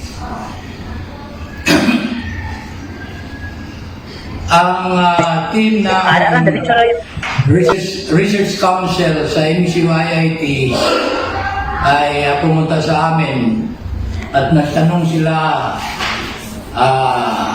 sa amin tungkol sa kasalukuyang mga kinatatakutan o naging problema namin sa mga kalamidad. At hanggang ngayon, mula nung Sindong, Typhoon Sindong, ang naging problema pa rin namin itong biglang baha ng dalawa naming ilog which are Kapay River and Bayog River. Although mayroong ongoing na riprapping para sa flood prevention, hanggang ngayon hindi pa ito tapos. Kaya kung biglang mag-ulan ng malakas, aapaw pa rin ang tubig sa ilog at may posibilidad na magbaha pa rin sa aming barangay. At ang MSU IIT National Research Council ay nagbigay sa amin ng 3 resolution sa aming barangay. At ito'y tinalakay lang namin kahapon sa aming sesyon. At nang i-discuss namin ito, na pag na-decide namin na i-approve ang mga ito lahat, itong 3 resolution, which are a resolution approving the policy recommendation for disaster prevention and mitigation, at saka a resolution adopting the response during disasters, and a resolution adopting the disaster recovery and rehabilitation of Iligan City. So ngayon, ito muna ang napagkasunduan ng council na i-adapt namin ito, at ang aming chairman ay kasalukuyan bang gumagawa ng isang resolution approving or adopting the resolution passed by the MSU National Research Council sa Mandulog. At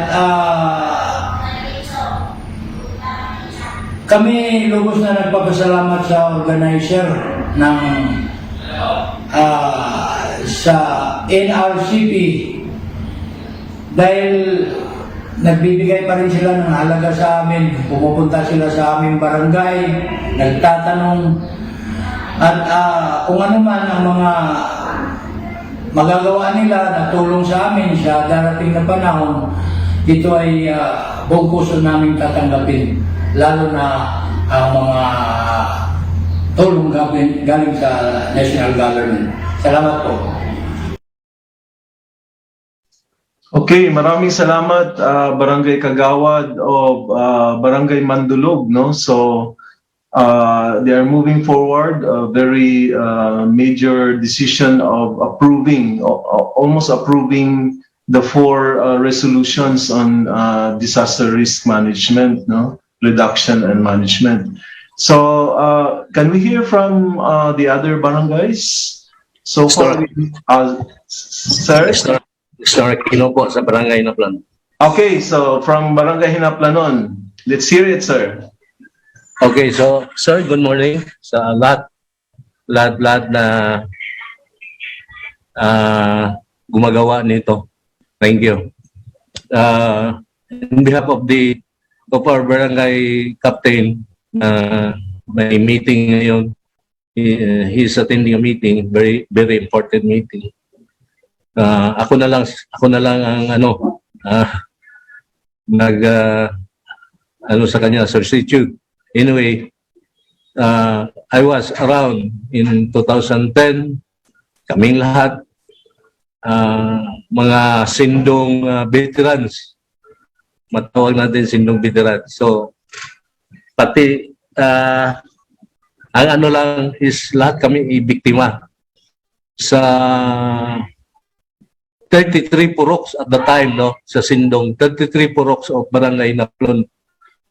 Isa lang ang hindi napiktuhan ng sindong, yung sa may bus terminal natin, kung alam nyo yan. Yan, kasama yan sa Barangay Naplanon.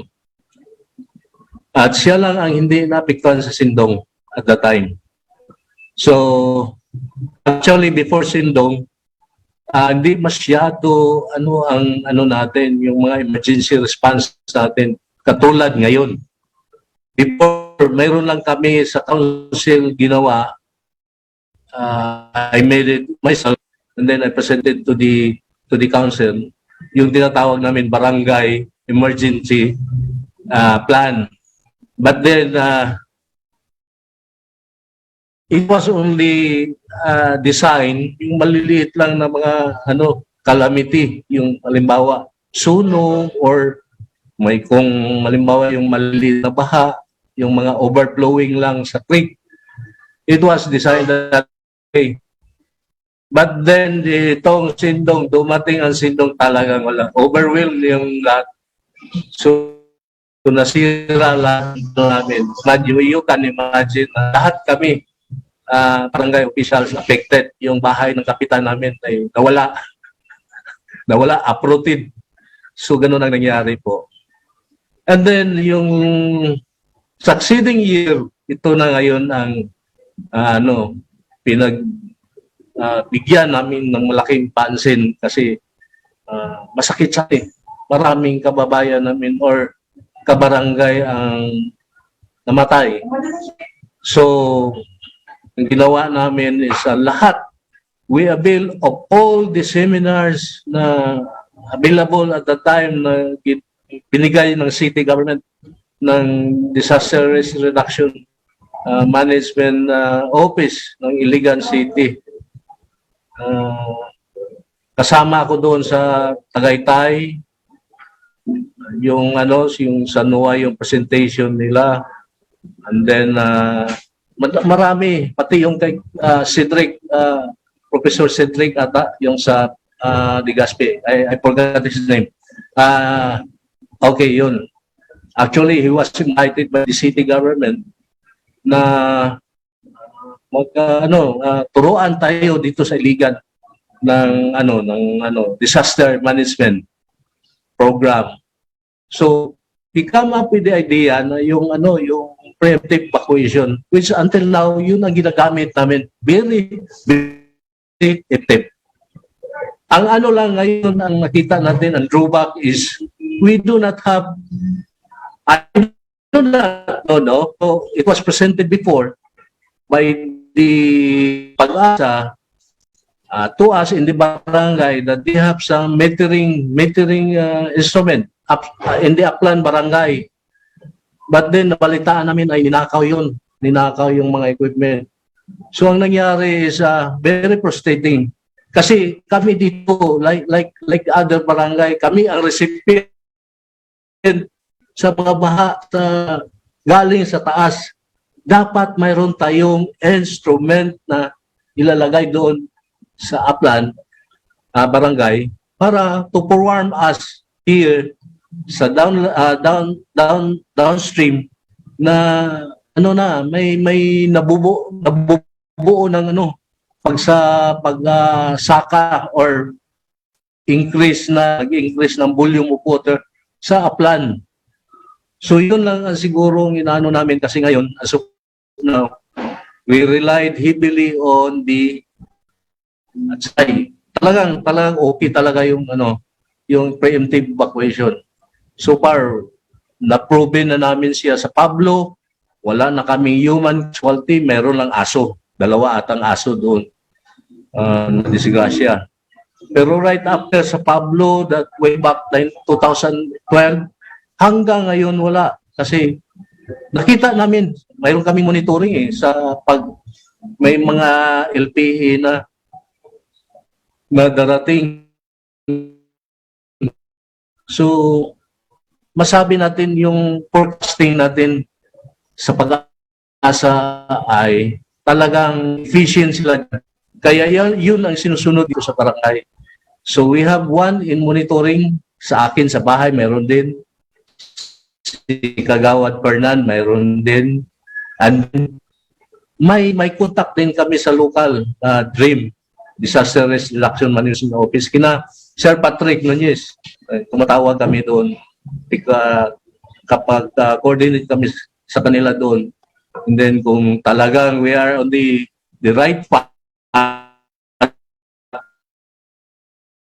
talagang daanan tayo. So, yun.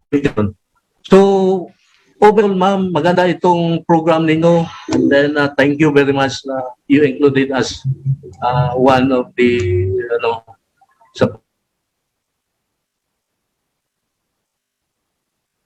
program ninyo. Okay. Then, lang namin dito is, yun, installed doon sa Aklan Barangay. Thank you. Yes, Thank you, salamat Barangay Kagawad no from Hinaplanon. So probably ato pong paminawon ang Barangay Pugaan no if Barangay Pugaan is around. Would you like to give your response? Barangay Pugaan. So I think hello? Barangay Pugaan. So mahina yata ang connection doon, no? So probably we can hear from Mr. Patrick Nunez, no? Our Iligan City Disaster Risk Reduction Management Office Head. Sir Patrick?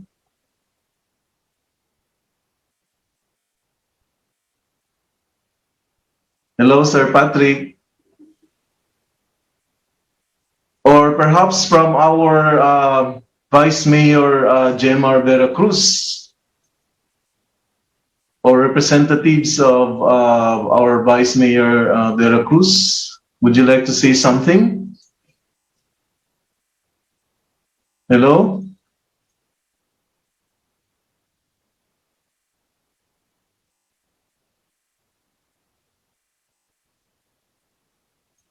So para yatang hindi connected ang ating ibang dalawang invited guests, no? So sina Mr. Patrick Nunez, Vice Mayor Jemar Veracruz.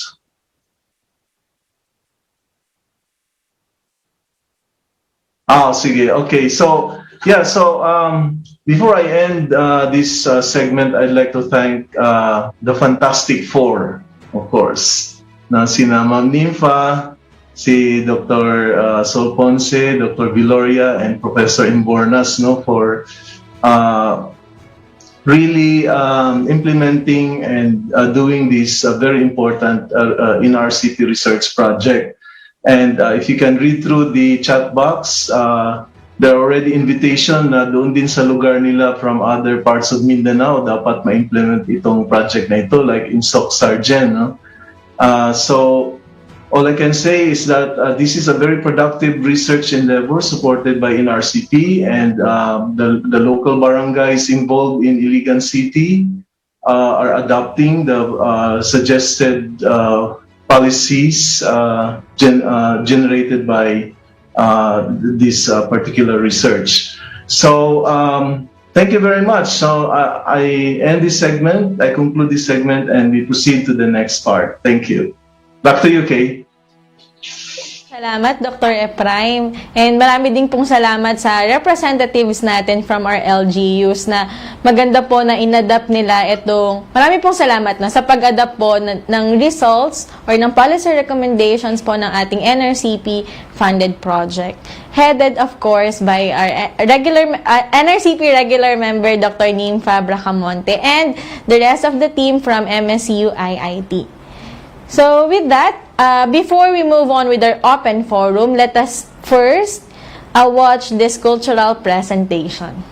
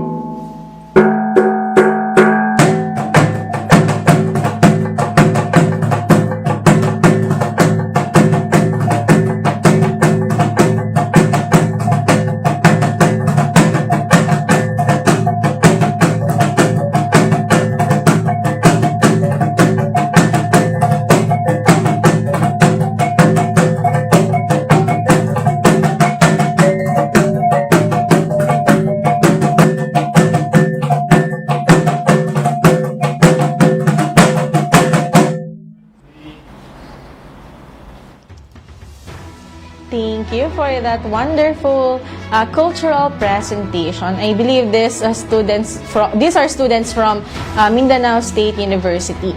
So let us now begin with our open forum. I think we have numerous questions, ma'am. So again, welcome po sa ating mga researchers from Mindanao State University, Iligan Institute of Technology.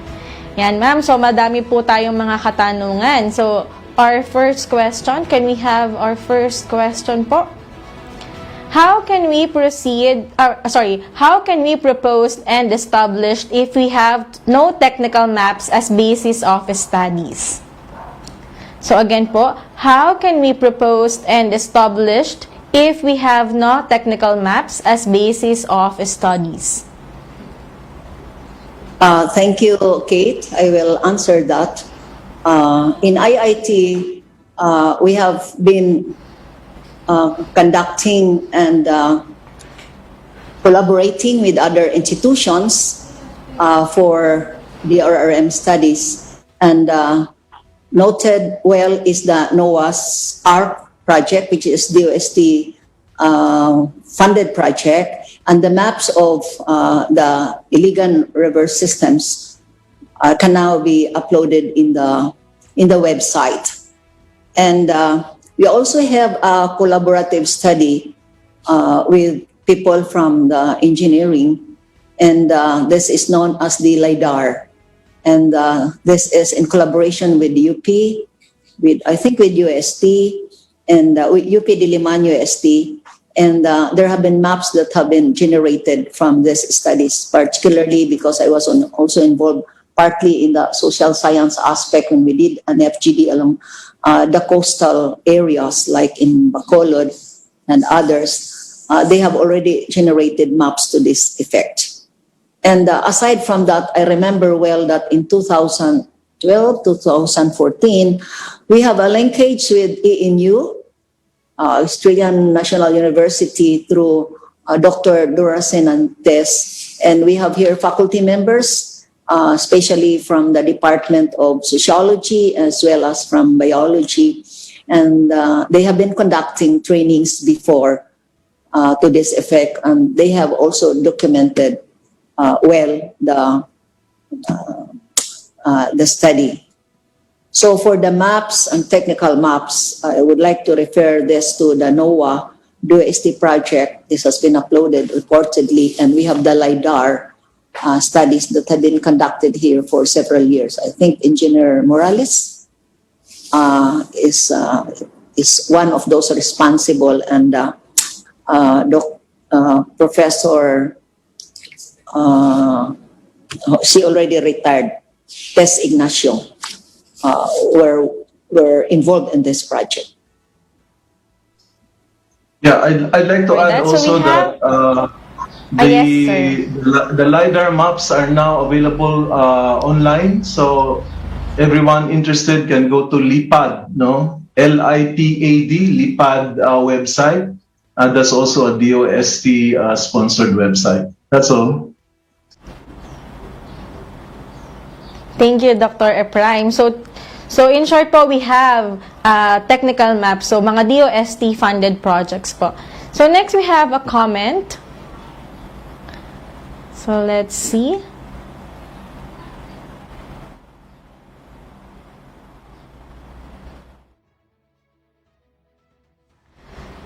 Ayan, so we hope that our LGU from the grassroots level in partnership with the national government could come up with their own perfect DRRM plan and activities to prevent the impact of these natural disasters. So that is a comment po from one of our attendees. So for our next question, while government policies are implemented to reduce the impacts of disasters, it is the attitude of the people that exacerbates their vulnerability by living in disaster areas, exposing them to risk. All right, so I think that is also a comment.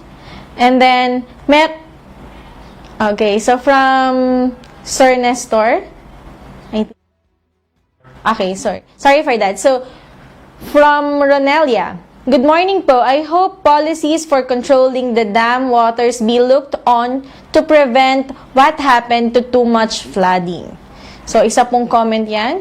Tingnan daw po natin ang controlling ng dam waters. Okay? So, another. This Mindanao DRRM policies covered not only Iligan City but the whole island of Mindanao. Thank you. So, that is a question po. If this DRRM policies, does it cover the whole island of Mindanao or Iligan City only?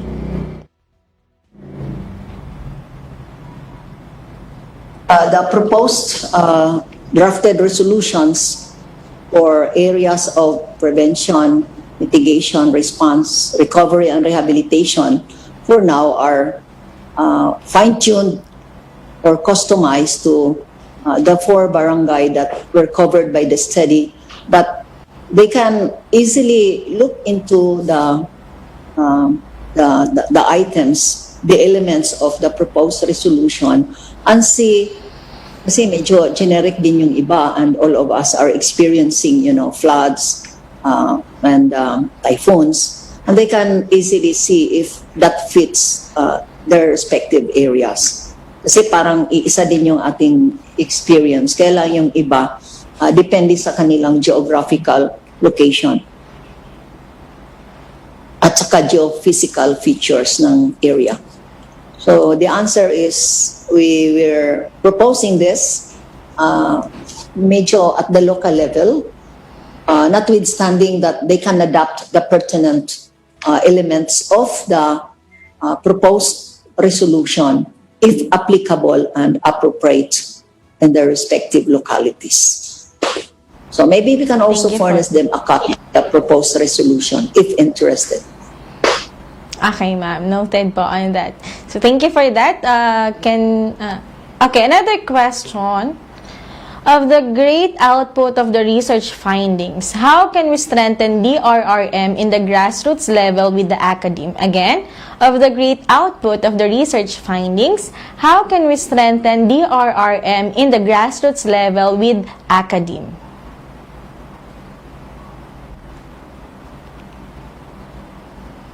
You can answer that kasi that's extension and linkage. Sol? Or ako na lang? May I? The output of the research findings may benefit as well, or particularly barangays, in addition to the subject barangays, by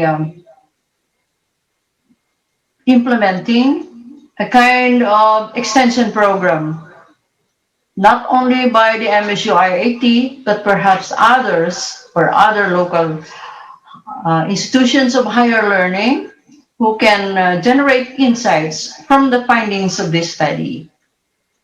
I am actually representing not only MSU IAT as a retired faculty, but I also represent the institution to which I am assigned as a Director for Research and Extension, the St. Peter's College of Iligan City. Thank you. Can I add? Yes, ma'am. Actually, when we did the capacity building training in the case of Palao, because I belong to that barangay and I facilitated the training there, we organized, actually the answer that there is to strengthen the DRRM at the grassroots level, we need community organizing. So after that, we conducted an election of officers, and we formed the Palaw DRRM group. The problem is hindi lang siya na follow up kasi we need resources in order for this to be activated. But I can raise this level at the level of the barangay captain. So there should be community organizing and Also, one way is to strengthen this. We can link up with a non-government organization that is focused on this dimension of environmental conservation and DRRM. So yun, community organizing and linkage with other NGOs and other organizations. Okay, can I add something? Years back, I remember that the Department of Extension was actually organizing the youth in the barangays of the riverine communities. So it's more of the involvement of the youth because they are very, very important resource, especially during disasters. And this particular comment or question reminds me again that we would continue this kind of linkage with communities which are very prone to disasters by organizing our students also to engage with these communities and build up capacity building of corporate sectors in these communities. Thank you. Miss Kay, may I also add? Sure po, ma'am. Okay, with regards to how to strengthen the RRM in the grassroots level with the academe, in our experience, the Department of Sociology also had collaborations with different LGUs, not just in Iligan City, but also in Lanao del Norte. We trained the young adolescents, students actually, were trained by also students from college, from our department. So we had a linkage with these LGUs to train the students because we want to start them young. About how to deal with preparedness, response, rehabilitation, recovery, mitigation when it comes to the RRM. Thank you. Kay, I'd like to add also, Kay. Yes, Dr. Efrain. Yeah, I think part of the proposal by our Fantastic Four researchers is the incorporation of DRRM in school curricula. No, the integration of DRRM at the DepEd level and even at the university level. No, so I think this will also be a productive avenue.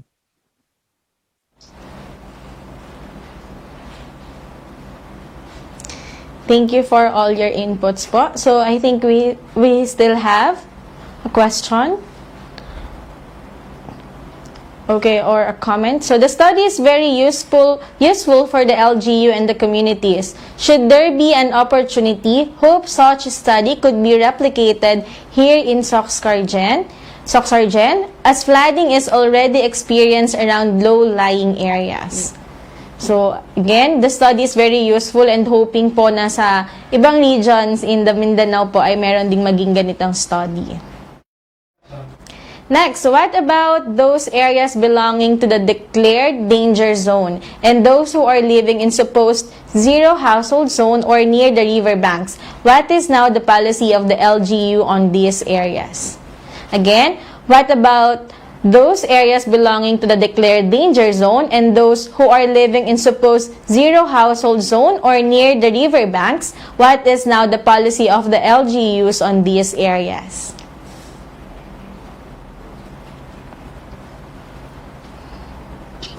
It has been established that the no-build zone policy has been well disseminated.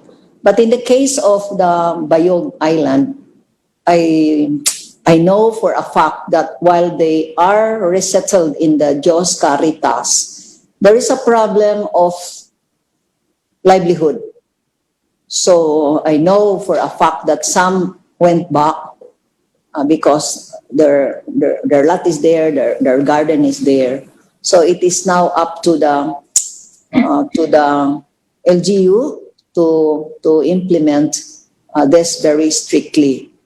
But somehow this no-build zone policy has really difficulties in fully implementing it because we know for a fact, not only here, but especially also in the National Capital Region, there are those who really live along the river banks for reason of miserable poverty that needs to be looked into deeply by appropriate government agencies. Yes. So, ma'am, actually, there is a follow-up question, and I would like to ask how this no-build zone be strictly enforced considering the socio-economic factors of the residents in those mentioned barangays or in Iligan City in general. Again, I would like to ask how this no-build zone be strictly enforced considering the socio-economic factors of the residents in those mentioned barangays or in Iligan City in general. Okay, may I say something?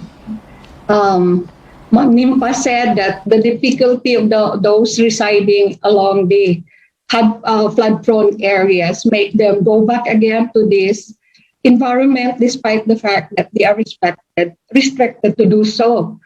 And I also asked personnel from the City Planning Development Office whether they have already formalized the no-build zone as a policy in Iligan City for disaster risk areas or flood-prone areas. And there was this feedback that I got saying that the government could not really implement the no-build zone policy, especially in Bayug, which is stricken by Sindong because it's a private area. The government has no jurisdiction over private areas. So that's the limitation of this no-build zone policy. It can only be implemented in areas being under the domain of the government.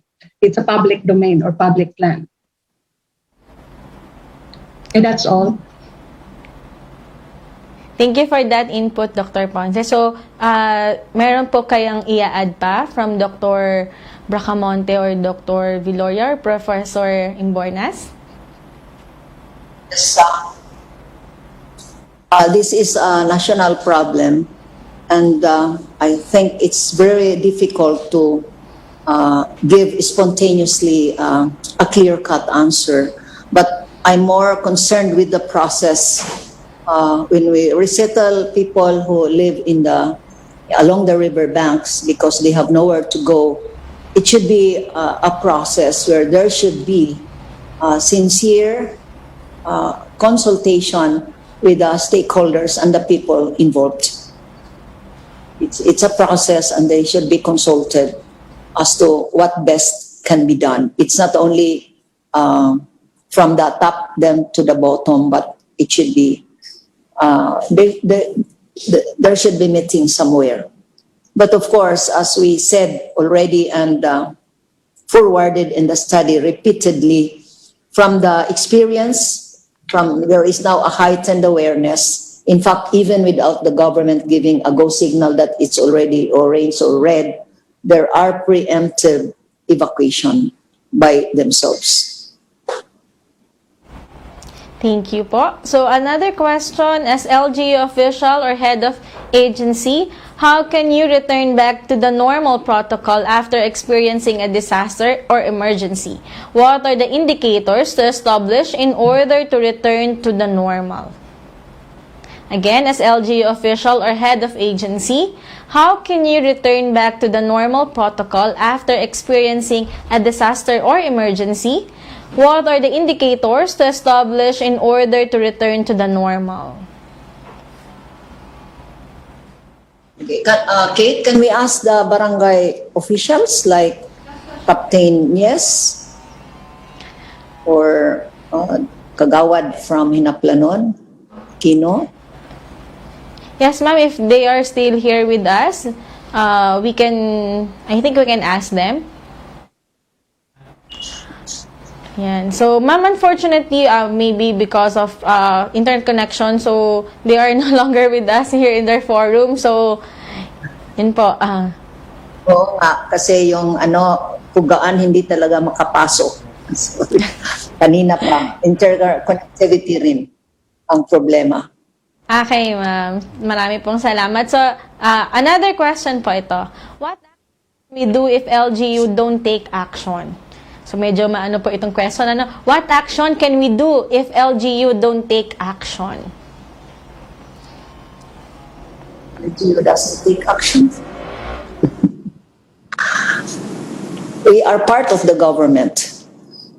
And I guess there can be other forms by which the concerned stakeholders, like civic organizations, NGOs, can come together and propose something to the local government unit and in paper, and then, well, something like dialogue.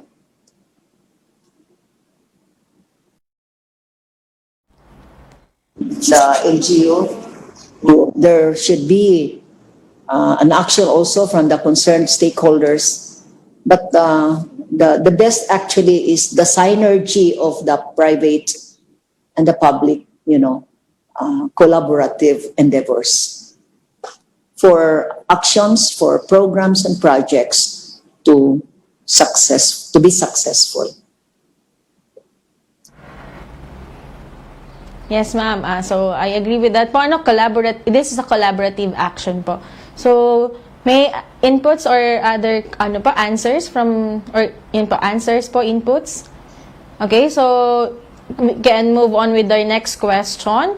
How do these 4 resos differ from the national government IECs and monitoring? Is this complementary, not a duplication? Again, how do these 4 resos differ from the national government IECs and monitoring? Is this complementary, not a duplication?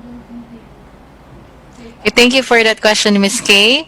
So for JED, these are, as mentioned by Dr. Bracamonte, these are customized for the 4 barangays that were included in the study. So based on the results of our study, we included certain recommendations, policy recommendations, as well as actions, projects, and programs for each of these 4 areas of disaster risk reduction management. So these are not duplication.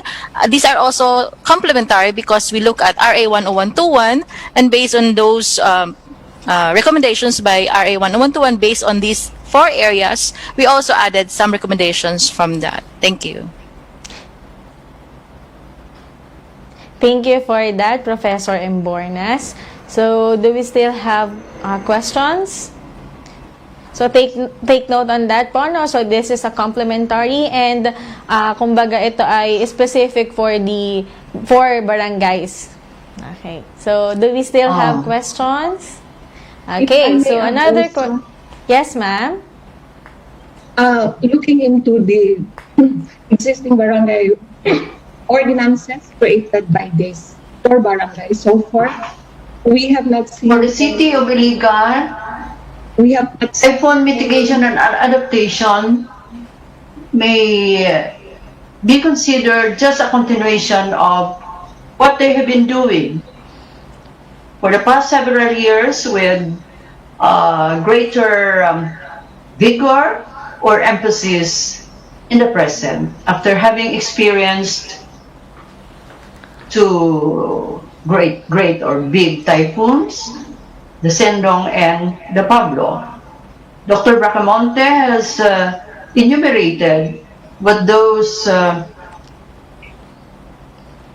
programs and projects for the main government line agencies that were assigned to disaster prevention and mitigation pillar of the the IDRRM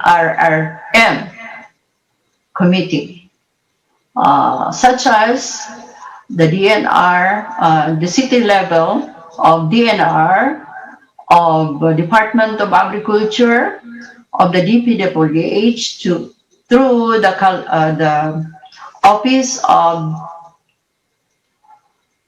Engineering, civil engineer, what's this? Engineering, CEO, and the DRRM office itself.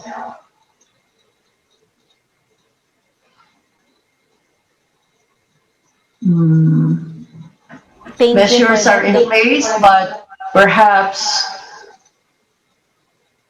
enough budget must be allocated and strict monitoring and evaluation must be carried out to ensure that this policy or policies are implemented efficiently and effectively.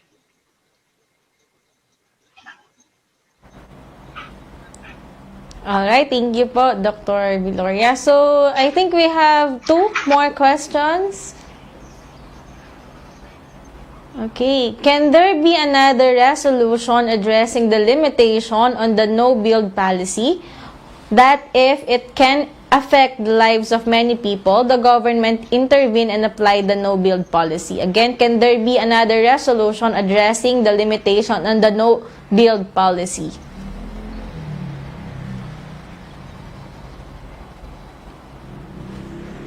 Yeah, thank you for that question. This is a matter that can be raised at the level of the city mayor, at the level of the Iligan City DRM office, and of course the DNR. It's very difficult if we give an outright, solution, because this will be only propositions. So for now, if there is no strict implementation of the no-build policy, or though there is a law, so there is a gap between the law and the implementation, another resolution needs to be in place, but this should be, again, a collaborative effort of the barangay and the city and the DRRM office and the DNR.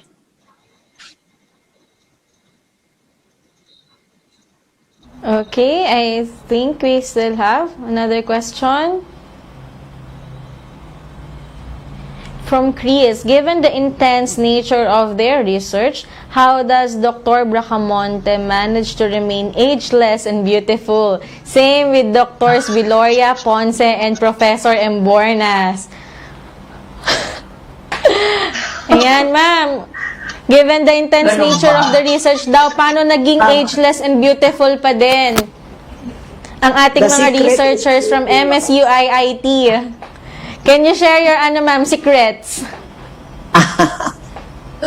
Dream and make your dreams come true. We are in Mindanao and we are always saddled with all kinds of disasters. We are not only facing the natural disaster, but we also have social disasters here, like we have the war, we have the Bajau continue to, beg in the streets. So these are perennial IDPs. So hindi naman kami ageless, beautiful. Siguro estudyante yan ni Mama Bel. But well, there are many tasks, Herculean tasks, that we need to do something despite our age. Ngayon nga may color coding si Dr. Viloria, parang bawal sa kanila lumabas. Kasi may color coding dito, merong days na hindi ka pwedeng lumabas. So na-surpass niya yan. We are not also allowed to enter IIT, so we made a letter, thanks to Dr. Mitilio for facilitating this, and to IIT. We are in myself. That's why they said na maganda daw yung technicals to that effect, and of course to NRCP and Mustacho. Salamat, wala pa naman How about others po? Baka meron kayo may share with us po. Paano ba magiging timeless ang beauty? Ganon ba? Timeless kaya sa tingin ninyo, despite the stress na ibinigay nito. Anyway, I have retired since 2017. But literally, I have never retired from work. Kasi, aside from continuation ng mga researches na hindi natapos, hinar din ako isang private institution. Now, with respect to this particular research, the secret is, siyempre passion for research and commitment for sustainable development and disaster and climate change adaptation, or establishing resiliency among our communities and even institutions and organizations, as well as households. Kasi hindi lang naman nasa barangay yan. Actually, it should start from our households. Thank you. Ang galing, ma'am. Tama yan, ma'am, no? Yung passion talaga. So, parang hindi mo ma-feel yung pagod kapag passionate ka sa ginagawa mo. Thank you po. So, how about yung others po? Professor Embornas, do you have, to share with us? Oo, ageless daw. But I think I agree with Dr. Veloria that it is passion and commitment. So even with my current paper, my dissertation for PhD in sociology, my topic is still about risk and disaster. So I'm really interested in knowing how people perceive risk as well as how they would try to mitigate these risks. We are living in a risky society, even right now with COVID-19 pandemic and other social issues as mentioned by Dr. Bracamonte. So I think the clue there is passion and commitment as well as having a dream, a vision, trying to attain a sustainable society. Thank you. Thank you, Professor Embornas. Last na, si Dr. Ponce. Ma'am, may ma-share ka sa amin paano maging timeless ang beauty? We had a seminar last Monday. Was it Monday? Saturday. It was about whether the earth has healed with COVID-19, and the findings indicate that our air quality has improved by 23%. So perhaps our souls have improved, our quality of life have improved despite the fact that we are in the era of pandemic. Well, anyway, that's beside the point. Anyway, disaster is something that's lurking us. Every day we hear, disturbances, and we would always think about the risk that's lurking on us. So what I'm saying is that since climate change, since we have actually destroyed nature to the point that nature now is taking its toll on us. So we better have to protect ourselves, to protect our beauty as well, because the environment is no longer beautiful. So that's it. Thank you. Marami pong salamat. So again, thank you po sa ating, sabi nga ni Dr. Metilio po, ay ang ating Fantastic Four. So I think that will end our open forum. So for our viewers or attendees, if you still have questions, so you can still type those in our chat box and we will try to answer that. So very approachable naman po ang ating mga researchers. Okay, so to give the synthesis and present with us the policy recommendations or policy brief, we have Dr. Marites Sanguila, the Secretary of the NRCP Mindanao Regional Cluster and the regular member of NRCP Division of Biological Sciences. Morning. Okay, or almost. Okay. Today I have a very important task, and I'm very privileged to present today's highlights of the forum.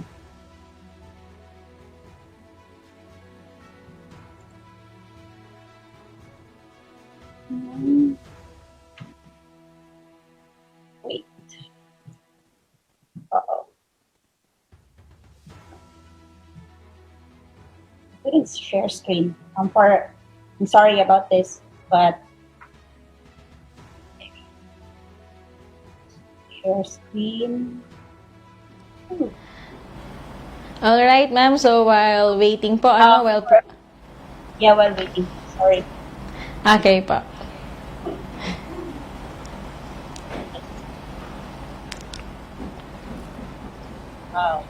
Okay.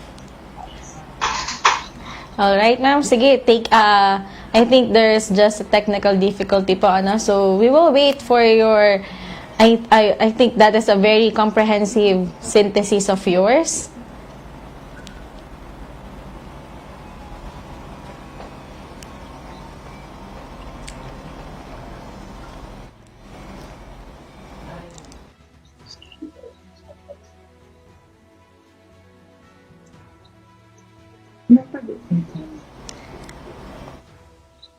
Alright, so while waiting for Dr. Sanggila, so again po, if you have your questions, so please type those in the chat box. So we will try to answer those. Very approachable naman ng ating mga researchers, and we will have them answer those. Yan. So I think Dr. Sanggila is ready. Okay, can you see it? Can you see the slides now? Yes, ma'am. Okay. Yes. Can you see the slides now? Okay. Yes, Thank you very ma'am. much. Thank you very much for your patience. Thank you, everybody. So, I'm going to present the synthesis for today's forum. So, the highlights. Well, firstly, we are very lucky because the Mindanao Regional Policy Forum provides an avenue for to disseminate the empirical-based findings on the journey to management and recovery from an actual natural disaster that devastated Iligan City, which is a city in the northern region of Mindanao. Also showcase findings of the NRCP-funded project on natural disaster management conducted by the Fantastic Four, or by top-notch social scientists in the country who are from the MSU Iligan Institute of Technology. So one of the highlights is that they've mentioned that Institute local disaster preparedness and climate change adaptation plans are to reduce the risk of loss of lives and economic impact of natural hazards. There is also a point of discussion in the development of community decision-making and community-based warning system to increase public awareness and to make the community part of the national and local policies to keep the local residents safe from natural disasters, natural hazards and disaster events. So there were four speakers, but I would also like to highlight the presentation from Mr. Cesar Padilla, which was a song for Sendong, which was an original composition. And it relayed to us an important message about the government's accountability in setting up disaster risk management and plans with strict Sanggila? Yes? Sorry to interrupt, ma'am, but I think you cannot see your presentation. It's not yet projected po. Really? The presentation po should be presented. I think yung desktop, ma'am, yung naka-project. Maybe we can take a look at that first po. Sorry, first step. It's fine, ma'am. Ganyan po talaga. Nagkakaroon tayo ng mga difficulties. Technical difficulty. I'm really sorry about that. Okay. Wala din pala? Wala din? It is already related. Everything is like not shared.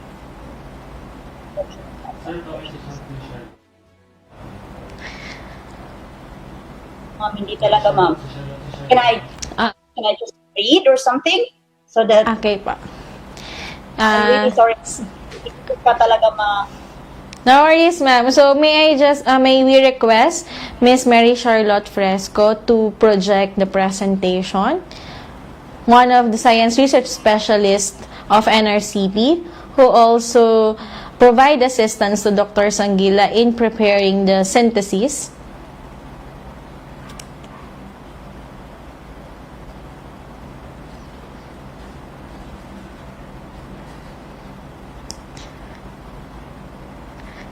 Apologies for the glitches. So, we'll wait for Dr. Sanggila. So, while waiting, so let's have your comments lang po in your chat, in the chat box. Okay, I think we're now ready. And so, Dr. Sanggila. Okay, I'll just read up. Should I read again or should we? I think we are on the 5th slide. Charlotte.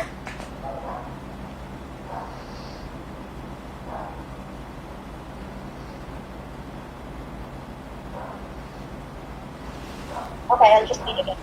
Okay, this forum is okay. Fourth, fifth. Go ahead, ma'am. Okay, so the Mindanao Regional Policy Forum provides an avenue to disseminate the empirical-based findings on the journey to management and recovery from an actual natural disaster that devastated Iligan City, a city in the northern region of Mindanao Island. It showcased the findings of the NRCP-funded project on natural disaster management conducted by top-notch social scientists in the country from MSU Iligan Institute of Technology. Next slide, please. So, next slide, please. Institute local disaster preparedness and climate change adaptation plans are used to reduce the risk of loss of lives and economic impact of natural hazards. And there's also a point of discussion on the development of community decision making and community-based warning system to increase public awareness in times of natural disasters. This means that we make the community a part of the national and local policies to keep the local residents safe from natural hazards and disaster events. Next slide, please. So aside from the researchers from the four top-notch scientists, we also were able to see or hear the song for Sendong, which is an original music composition by Mr. Cesar Padilla, which relayed an important message on the government's accountability in setting up disaster risk management plans and strict implementation of local ordinances. From the song, we also were relayed that we must learn from our experiences and to move forward. And next slide, please. So for Dr. Bracamonte's presentation, we also heard about the trilogy of DRR implementation and adoption success, of which this composed of researchers' recommendations, government implementation, and people empowerment. So local officials must engage in the adaptation of disaster preparedness and management plans. Policy recommendations based on science should be used in developing decision-making and ordinances. Barangay leadership has been proven helpful in the quick response action in providing help to the communities. Adaptive capacities of the households, LGUs, and social institutions should be studied. There is a growth in disaster resilient there is a need in the growth for growing disaster resilient crops and creation of disaster resilient farming systems. And the availability of materials in every household must also be highlighted or implemented, and capacity building and empowerment of the communities for trainings, solid waste management, tree growing, and public infrastructure assessment are also highlighted, and identifying the hazard-prone areas and safest places to build the evacuation centers. And so there, from Dr. Bracamonte's research, there is also a point on development and adaptation of DRR plans and preparedness at the local level. Next slide, please. Next is on updates on the research study by Dr. Sulpicia Ponce. So from her presentation, disaster risk and management plans were to be implemented for both cities and the barangays. To what extent the cities have achieved, there is need to conduct thorough monitoring and evaluation, and adoption of monitoring and evaluation tools recommended by the experts developed through evidence-based science and research. And barangays have updated their DRR plans, which is very good, with the change of barangay leadership, even for that. So that's a good point wherein there's a change, they're still there's a continuity of these DRR plans. And barangays have accepted the copies of policy recommendations from researchers, but not all have that been adopted. It should be pretty done soon. Budget for DRR remains low because of allocation to the response to COVID pandemic, and DRR plans and resolutions have been updated according to policy recommendations, but they need more training in the implementation and other DRR response materials and equipment. Next slide, please. So, Professor Amabel Imbornas presented to us the barangay resolutions for disaster preparedness and recovery. So it covers phases to support the community to increase their disaster preparedness and awareness. And based on the study results, there is a need to create local DRR plans, mitigation, resilience, rehabilitation, and recovery. And the importance of education and media to promote DRR and increase awareness is highlighted or is also included in these resolutions. And the provision of copy of the resolutions to the different LGU levels and signing was also held, and the monitoring and evaluation tools to guide the community profiles and mapping. Next slide, please. So for Dr. Viloria, the rehabilitation and recovery are measures designed to improve DRR preparedness and awareness to minimize impacts of disaster in the future. There is empowerment of the community, streamlining of DRR trainings offered to the local community among the few, and continue empowering the community and encourage their participation to increase resilience, and develop a culture of disaster preparedness among educational institutions and other mandated government agencies. Next slide, please. So for the open forum, so from the responses of LGUs, so the resolutions from NRCP, response to disasters and recovery, have been discussed at the barangay level and were subsequently adopted. It's very commendable. Before sendong, barangay emergency plans were designed only to small disasters, but then now they have done it. And then preemptive evacuation is proven very effective, but the monitoring and surveillance of equipment and instruments have been stolen. So finally, for some points of recommendations, next slide, please. So in order to promote teamwork and exchange of skills in responding to disaster in the 4 key barangays in Iligan City, Mandolog, Henaplanon, Pugaan, and Palao, there is a need of a regular conduct of interagency disaster training, which shall comprise of government and non-government, civilian and military rescue and volunteer groups. At the barangay level, volunteer groups may be organized by the different purok and neighborhood groups who will be trained for first aid, rescue, and relief operations. Slide, please. So it was also recommended that there shall be an improved early warning system with periodic emergency response skills and effective communication system among puroks within the barangay, between barangays, and the Iligan City Local Government Unit. And for a well-coordinated disaster response, such must be institutionalized, maintained, and strengthened in each barangay, particularly in the hazard-prone ones. And finally, for 2 last points for recommendations, evacuation centers should be constructed in safe areas using concrete and other permanent or sturdy materials and are designed to conform with flood and climate change adaptation. Basic utilities and facilities should be provided in the barangay evacuation center. And finally, government agencies involved in disaster response like the CSWD, DSWD, should have safe and sanitized storehouse where relief items, food, and non-food items could be kept for emergency purposes. Thank you very much. So this wraps up our forum for this morning.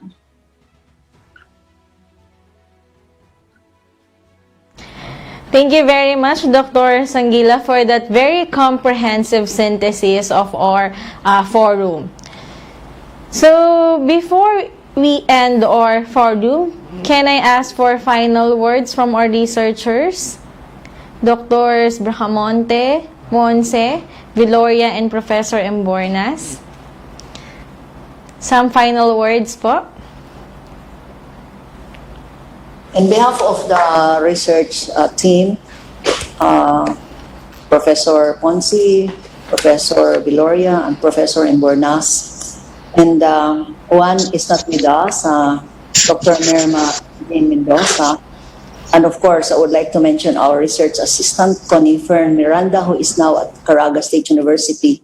I would like to thank our research team members, the informants, the participants, the encoders, and the data field collectors for making this study successful. I would like to show that we have our book. We came up actually with 2 volumes. This is chapters 1 to 4, and we also have this one. Chapters 5 to 7, the volume 2. It's about 600 plus pages. So we just gave here the salient findings of the study, and this is the summary or the integrated volume, the 3rd one, which we distributed to the 4 barangay, which contains, of course, our recommendations. So yun lang, to have a disaster-free world, we need to be prepared, we need to be responsive to what is happening around us in both natural and human-made disasters like fire and wars, and mitigate the negative ones. And I hope that we continue to collaborate with the local government agencies and concerned agencies, so that in the whole, from the family to from the household to the community and to the governance of this country, we will have a disaster-free world. Thank you, NRCP. And I would like to mention especially Joey, Itelio, for being with us here, and all the NRCP support staff, Kate, Phoebe, and the rest. Thank you so much po.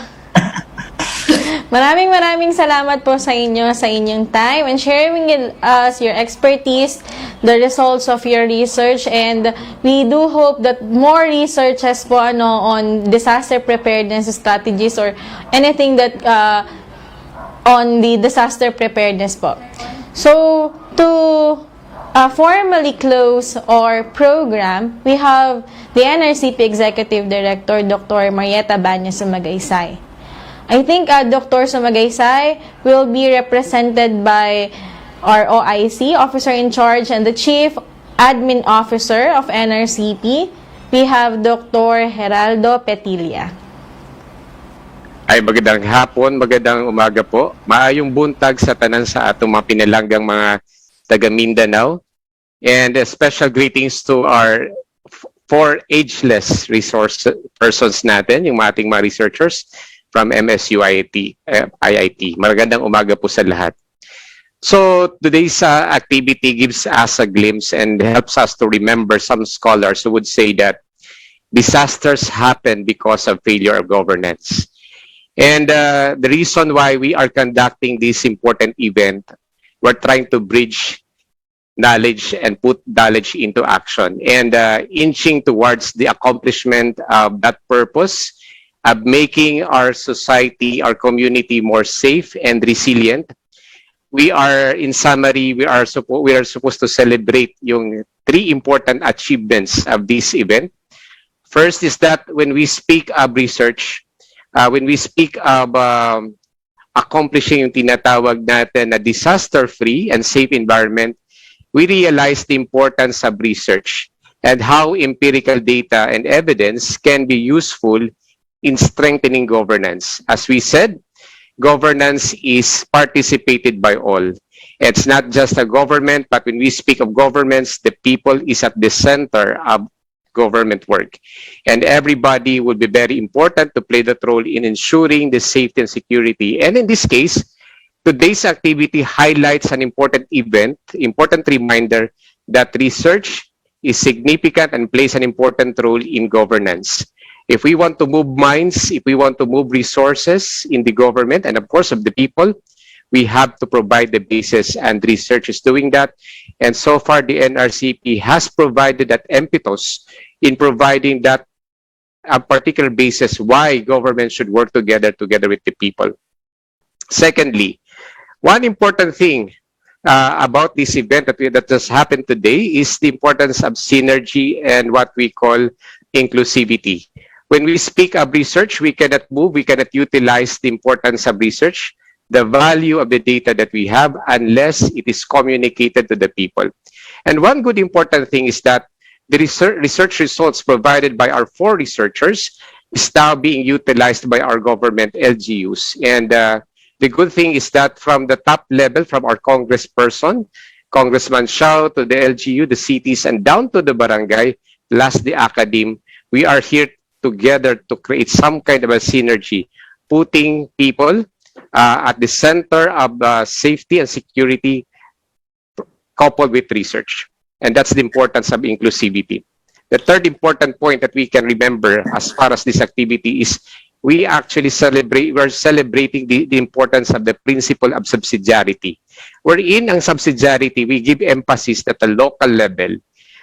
People on the ground knows best as far as how they can manage their affairs with the support of the national government.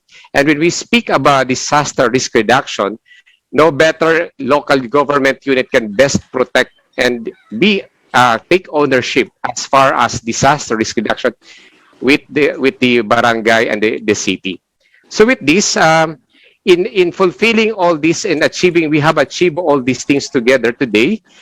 This reminds us that when we speak of research, this gives us a realization that NRCP continue to fulfill the role of being a research institution, empowering our researchers in the regions, at the same time providing policy advisory. 2 important roles of the NRCP, research, at the same time policy advisory. With this kind of activity, we're trying to find more value in our researchers, and more importantly, we find more meaning and value in our researches. And hopefully these researches can really make a lot of difference. Before I close, of course, I'm reminded of the statement of Winston Churchill, who said that never let a good crisis go to waste. And the crisis that has been experienced by Cagayan de Oro and Iligan, let us always remember that in every crisis that we experience, especially during calamities, there will always be opportunities. And the community has to look for a way, define the opportunities, and at the same time, continue to be prepared and make our community more caring and more stronger. This is the only way that we can make our community really be more resilient as far as responding to all these disasters and calamities. With this, I'd like to congratulate the NRCP members. Once again, our researchers, you're making us proud because your researches are actually making a lot of difference in the community. And of course, the Mindanao cluster, research cluster of NRCP, headed by Dr. Efrem Mitilio, and of course, our team from the NRCP, from the RIDD, of course, headed here by Mr. Joey Cartesian and the rest of the team.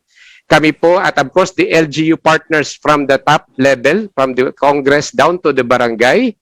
Kami po ay nagpapasalamat, daghang salamat sa inyong tanan. Hinaut unta magkita-kita pa ta sa sunod niya usa ka activity organized by the NRCP Mindanao cluster and together with all other participants dito sa ating mga forum. With that, we will see you next time and God bless us all.